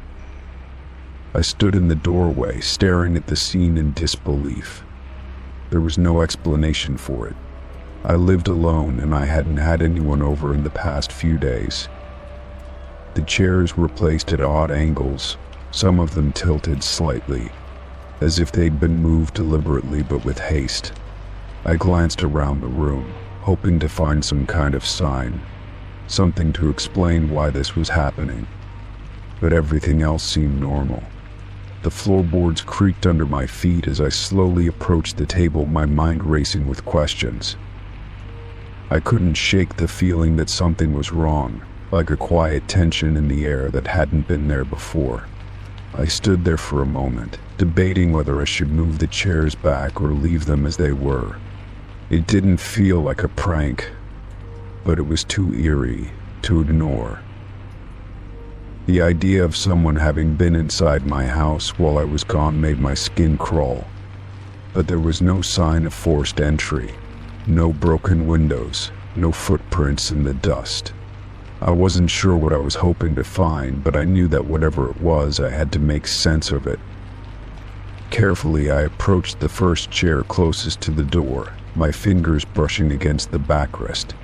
It was cold, like the air in the room had been locked in, untouched for hours. I pulled the chair out from the table, my mind running through all the possibilities had someone broken in. Had I just forgotten how I left the chairs? Maybe it was just my exhaustion playing tricks on me. But I couldn't shake the feeling that this was something far stranger than mere forgetfulness. I walked around the table, inspecting each chair. They were all positioned similarly, facing the door, arranged in a way that felt deliberate, as though they had been waiting for someone to sit in them. I shuddered at the thought of someone having been in here, watching the door, waiting for me to arrive. The unsettling feeling only deepened when I noticed something I hadn't seen before. A small, folded piece of paper on the floor, near the chair closest to the door. It had a faint crease in the middle, as if someone had dropped it by accident. Bending down, I picked it up cautiously, my fingers trembling slightly. The paper was thin, old-fashioned, almost like parchment, and when I unfolded it, I found only a single word written in dark ink: wait. My heart skipped a beat. The message was simple, but the implication was chilling. Who had left this, and why? I scanned the room again, but everything seemed the same, except for the chairs still facing the door. The paper didn't offer any clues, just a single, ominous word. I thought about calling someone, maybe a friend or a neighbor, but something held me back. The place felt still too quiet, and I didn't want to invite anyone else into whatever this was. I glanced at my phone, wondering if I should tell someone about the strange occurrence, but then I remembered that no one would be able to help. What was there to explain? It didn't make sense. I moved to the living room, trying to shake off the unsettling feeling that had taken root in my chest. The light seemed too bright, the shadows too deep. My mind wandered, thinking of all the horror stories I had read, the tales of people being watched or followed, or even haunted. It was ridiculous, of course. I wasn't the type to get swept up in paranoia or superstitions, but tonight felt different. Tonight, I couldn't help but feel like something had changed in the air, like I was no longer alone. The rest of the evening passed in a blur of half-hearted attempts to distract myself.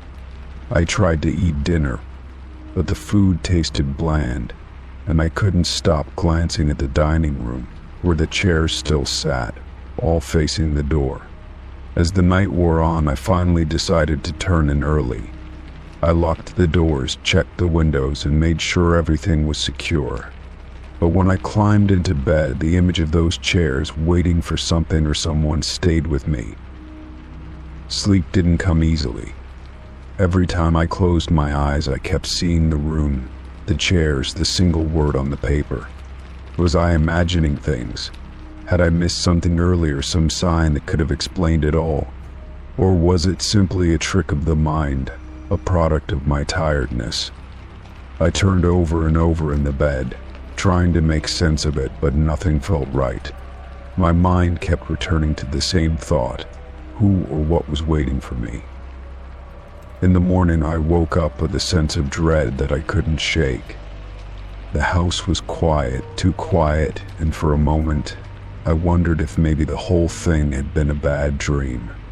But when I walked into the dining room, my heart sank. The chairs were still in the same position, turned toward the door. I felt a chill run down my spine, as though something unseen was lurking just beyond the threshold, waiting for me to act. I walked over to the table, my hands shaking as I reached for the paper that was still on the floor. This time, the paper was blank, completely blank. No word, no message. Just the thin, fragile paper that had once been marked with a single word, now empty. My fingers clenched around it, my mind racing to understand. What was the meaning of all this? What was I supposed to do?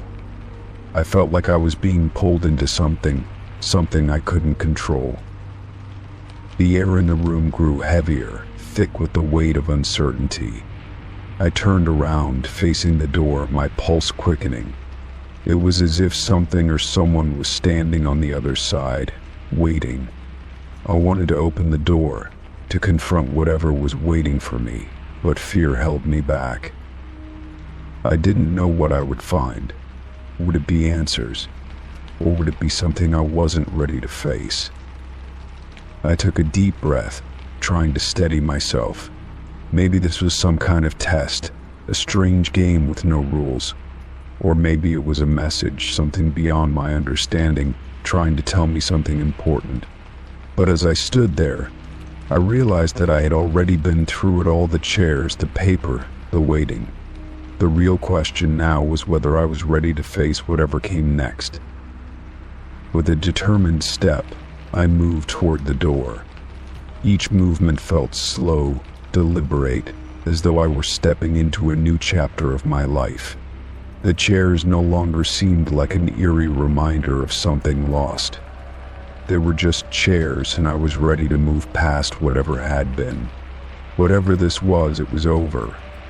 I opened the door and stepped out into the world, leaving behind the strange silence of the house and whatever had been waiting for me in the dining room. Story 20. I had just arrived home after a long day of work, my body aching with exhaustion. The silence of my apartment was a welcome change after the busy, noisy atmosphere at the office. I set my keys down on the counter and kicked off my shoes, making my way into the living room. I plopped onto the couch, pulling out my phone to check for any messages. Among the notifications, there was one voicemail, which seemed odd since I hadn't noticed any missed calls. Curious, I tapped the voicemail icon, and the message began to play. The first thing I heard was heavy breathing, slow and deep, almost labored. My heart skipped a beat, but I tried to calm myself, assuming it was just a wrong number or some sort of prank. I waited for the person to speak, but there was nothing, just the sound of their breath, filling the line in a way that felt increasingly unsettling. I pressed the replay button, my fingers shaking slightly as I listened to the same breath, over and over, with no explanation. I couldn't explain why, but I felt a cold shiver run down my spine as I listened. The heavy breathing continued for what felt like an eternity, and then the line went dead. I stared at my phone, trying to make sense of what I had just heard. It felt wrong, too wrong to be just a glitch or a prank call. There was something about it that made me feel as though I was being watched, as though someone had been standing in the shadows, just waiting for me to listen. The fact that there was no message, no words, made it even more terrifying. It felt deliberate, as though the person wanted to send me a message, but they didn't need words to do it. My hands were shaking now, and I couldn't help but wonder who had left a message. There was no number attached to the voicemail, no clue about the identity of the caller. I tried to convince myself that it was just a mistake, a glitch in the system, or perhaps a wrong number. But the longer I thought about it, the more I felt a sense of dread. Who would leave a message like that? Why not speak, or at least say something?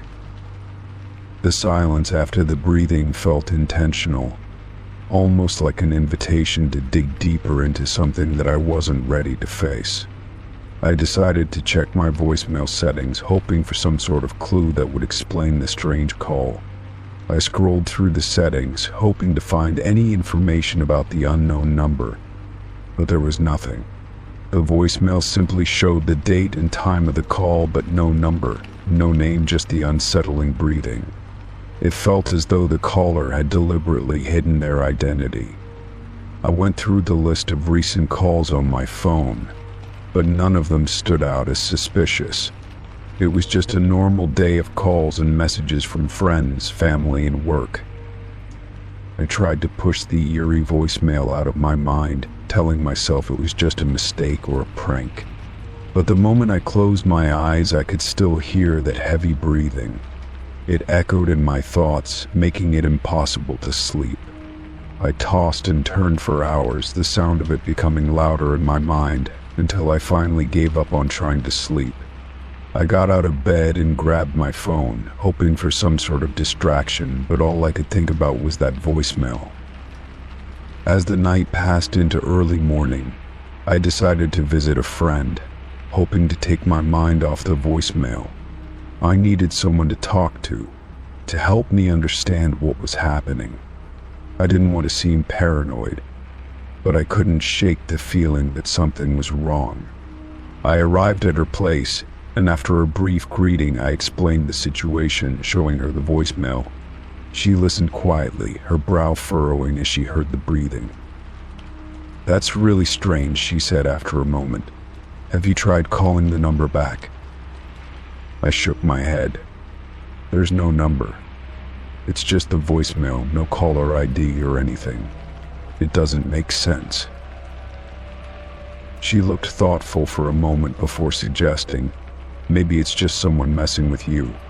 You've had pranks like this before, right?" I nodded, though it didn't quite put me at ease. I had received pranks in the past, but none like this. This felt different. I wasn't sure why, but the breathing on the voicemail had an eerie quality to it that made me feel like I wasn't just dealing with a prankster.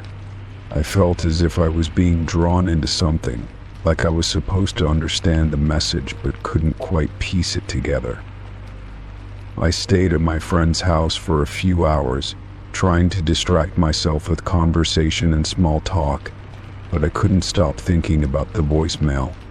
As I left her place later that afternoon, I felt a renewed sense of unease.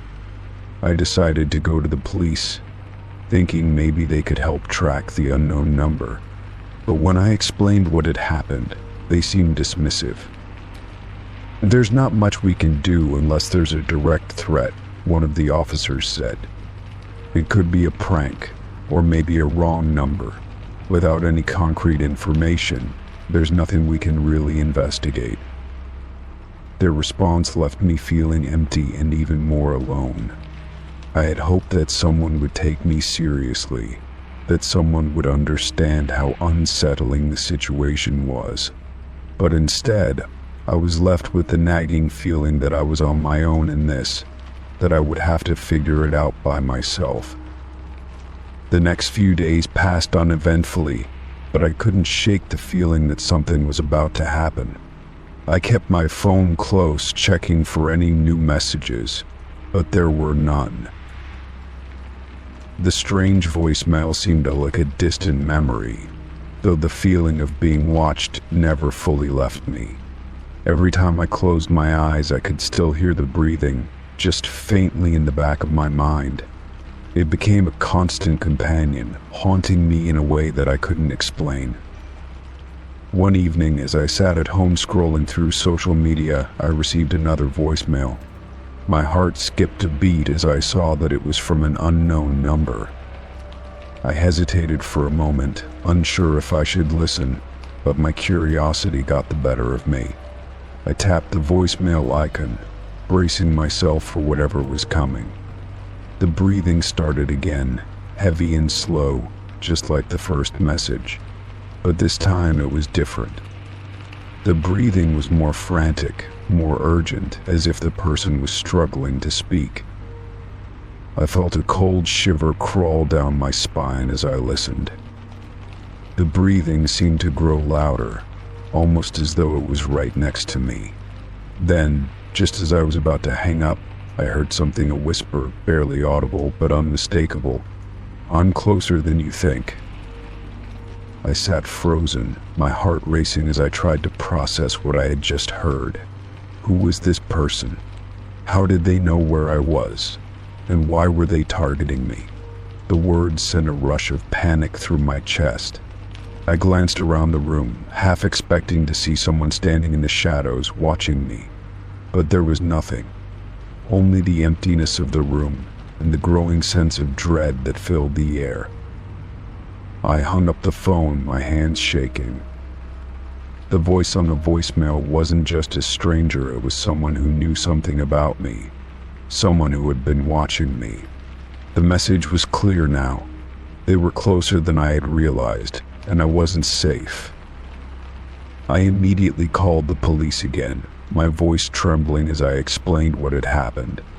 This time they seemed more concerned, and I could hear the urgency in their voices as they promised to send someone to investigate. As I waited, I tried to calm myself, but the fear was overwhelming. I was no longer just the person receiving strange calls, I was the target of something much darker. When the officers arrived, they took the new voicemail as evidence, and one of them suggested I stay with a friend or family member for the time being. I nodded, my mind racing. I couldn't stay here, not when I felt so exposed, so vulnerable. I gathered a few things and left my apartment, knowing I couldn't return until I figured out who was behind the messages. The days that followed were filled with uncertainty. The police continued their investigation, but I never received any clear answers. The strange messages stopped coming, and I tried to convince myself that it was over. But deep down, I knew that whatever had been happening wasn't finished. It was only just beginning. And as I sat in my friend's house, the silence around me felt suffocating. The breathing on the voicemail echoed in my mind, a constant reminder that I was never truly alone. Story 21. I had been craving a specific meal for hours, so I decided to order food delivery to satisfy the hunger that had been gnawing at me all afternoon. It was a simple order, just a burger and fries, the kind of comfort food that would give me exactly what I wanted. I went through the usual process, confirming the order and waiting for the anticipated delivery. The thought of enjoying a hot, fresh meal while watching my favorite show seemed perfect. It was one of those rare moments when I could unwind, and everything felt like it was about to align perfectly. When the delivery driver arrived, I could already smell the faint scent of food wafting in from the bag he handed me. It was one of those feelings when you're excited to eat, and you can already taste the first bite in your mind. I tipped the driver generously and hurried back inside, my mind already anticipating the delicious meal ahead. As I set the bag down on the kitchen counter, I couldn't wait to tear it open and devour what I had been imagining for the past hour. My stomach growled with anticipation, and I was eager to eat. But as I opened the bag, my excitement quickly turned into confusion. There were no burgers or fries, no packaging, no familiar scents. Instead, there was just an odd piece of paper folded neatly in the center of the bag. My heart skipped a beat as I unfolded it, and my eyes quickly scanned the words written on it, "Next time." The note felt like a punch to the gut, and I stared at it in disbelief. This couldn't be happening. I checked the receipt to make sure I had ordered the right food. It confirmed everything I had ordered, exactly what I had wanted. But here I was, holding a note, instead of the meal I had been looking forward to. I couldn't comprehend what was happening. I had ordered food from this place countless times before, and it had always been delivered correctly. What was this note about? Why was I holding a piece of paper instead of my meal? There was no explanation, no clue as to why it had happened. I quickly checked my phone to see if there had been any communication from the restaurant or the delivery service, but there was nothing. No missed calls, no messages, nothing to explain this bizarre situation. I felt a creeping sense of unease wash over me as I stared at the note again. I decided to call the restaurant, hoping to get an explanation. The line rang for what felt like an eternity, and when someone finally answered, I could hear the hustle and bustle of the kitchen in the background. I explained what had happened, trying to keep my voice steady, but my frustration was starting to bubble to the surface. The person on the other end seemed just as confused as I was. They asked me to confirm the order details and told me that there was no record of any mistake on their end. They hadn't sent any note with the delivery, and there was no explanation for why I had received only the paper instead of the food I had ordered. I hung up, still no closer to understanding what was going on. A wave of frustration and confusion settled over me. I had never experienced anything like this before, and I couldn't shake the feeling that something wasn't right. What did the note mean? Was this some kind of prank? Or was something else going on, something more unsettling? My mind raced with possibilities, each one more bizarre than the last. As the night wore on, I tried to move on from the strange event. I cleaned up the kitchen, trying to distract myself. But every time I glanced at the bag with the note inside, it gnawed at me. I couldn't stop thinking about it. The simple note, "Next time," felt cryptic, like a message that had a deeper meaning. I wondered if the note was just a mistake or if someone had intentionally left it there for a reason. Either way, it didn't feel right. The next morning, I received a notification on my phone. It was from the food delivery app, reminding me to rate my order. My heart skipped a beat as I opened it, hoping that maybe this was some kind of mistake that could be fixed. But as I looked at the details of the order, I saw something that made my stomach turn. The note wasn't mentioned anywhere in the details, and there was no indication that it had been an unusual or unexpected part of the order. I stared at the screen, my fingers frozen on the phone as I tried to make sense of it all.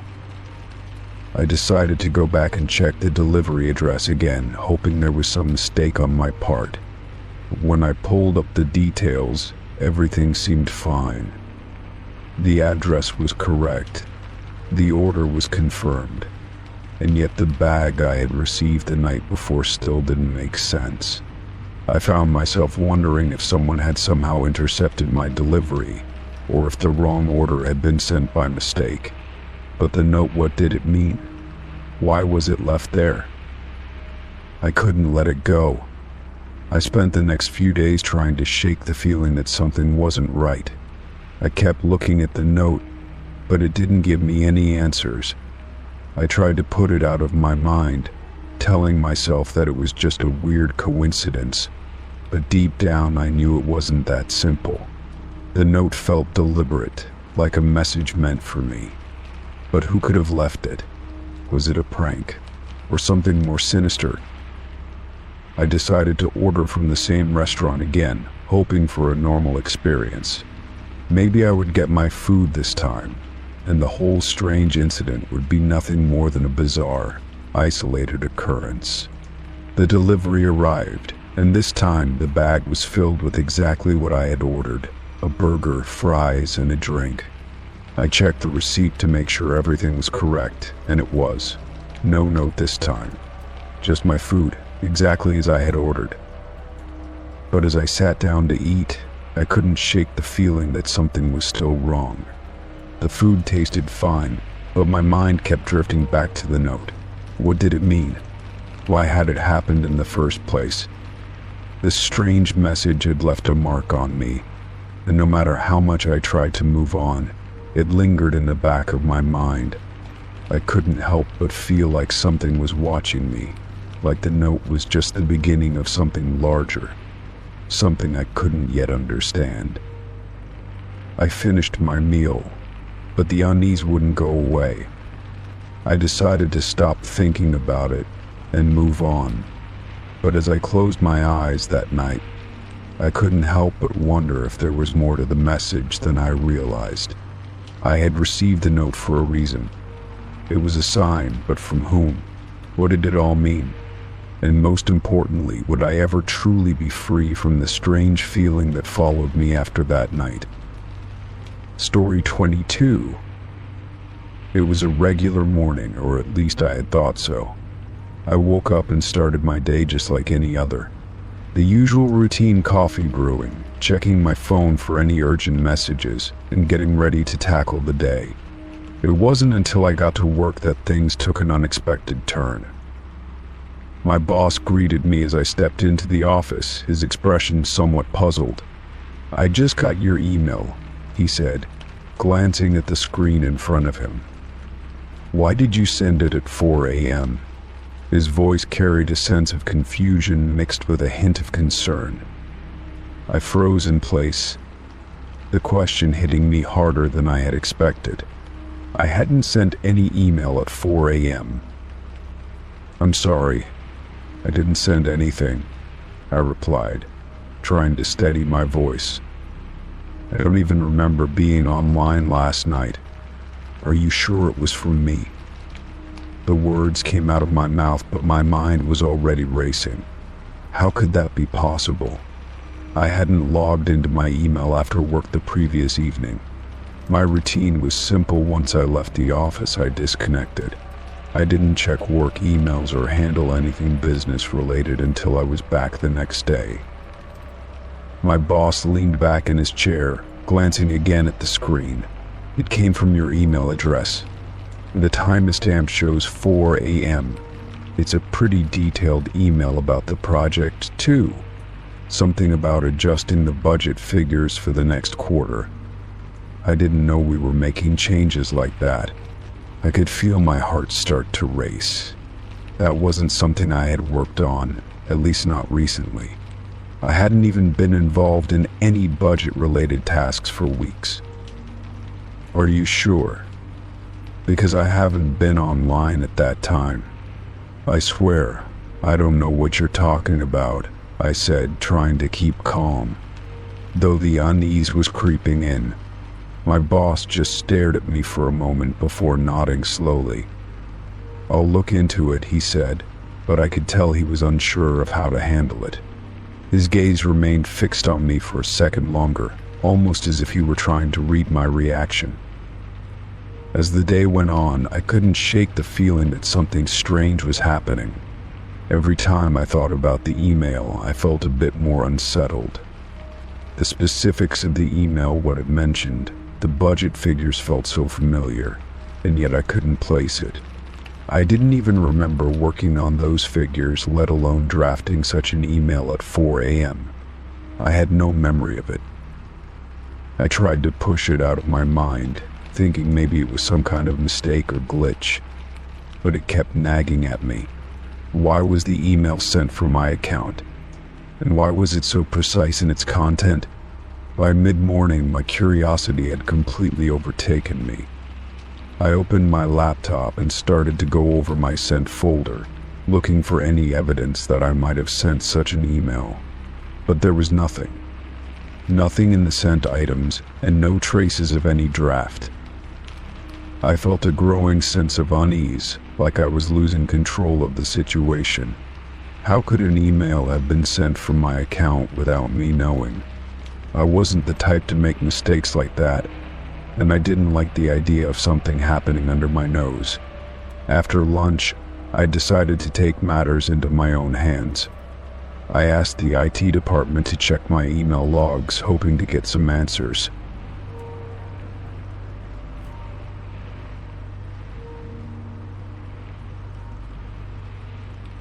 A few hours later, I received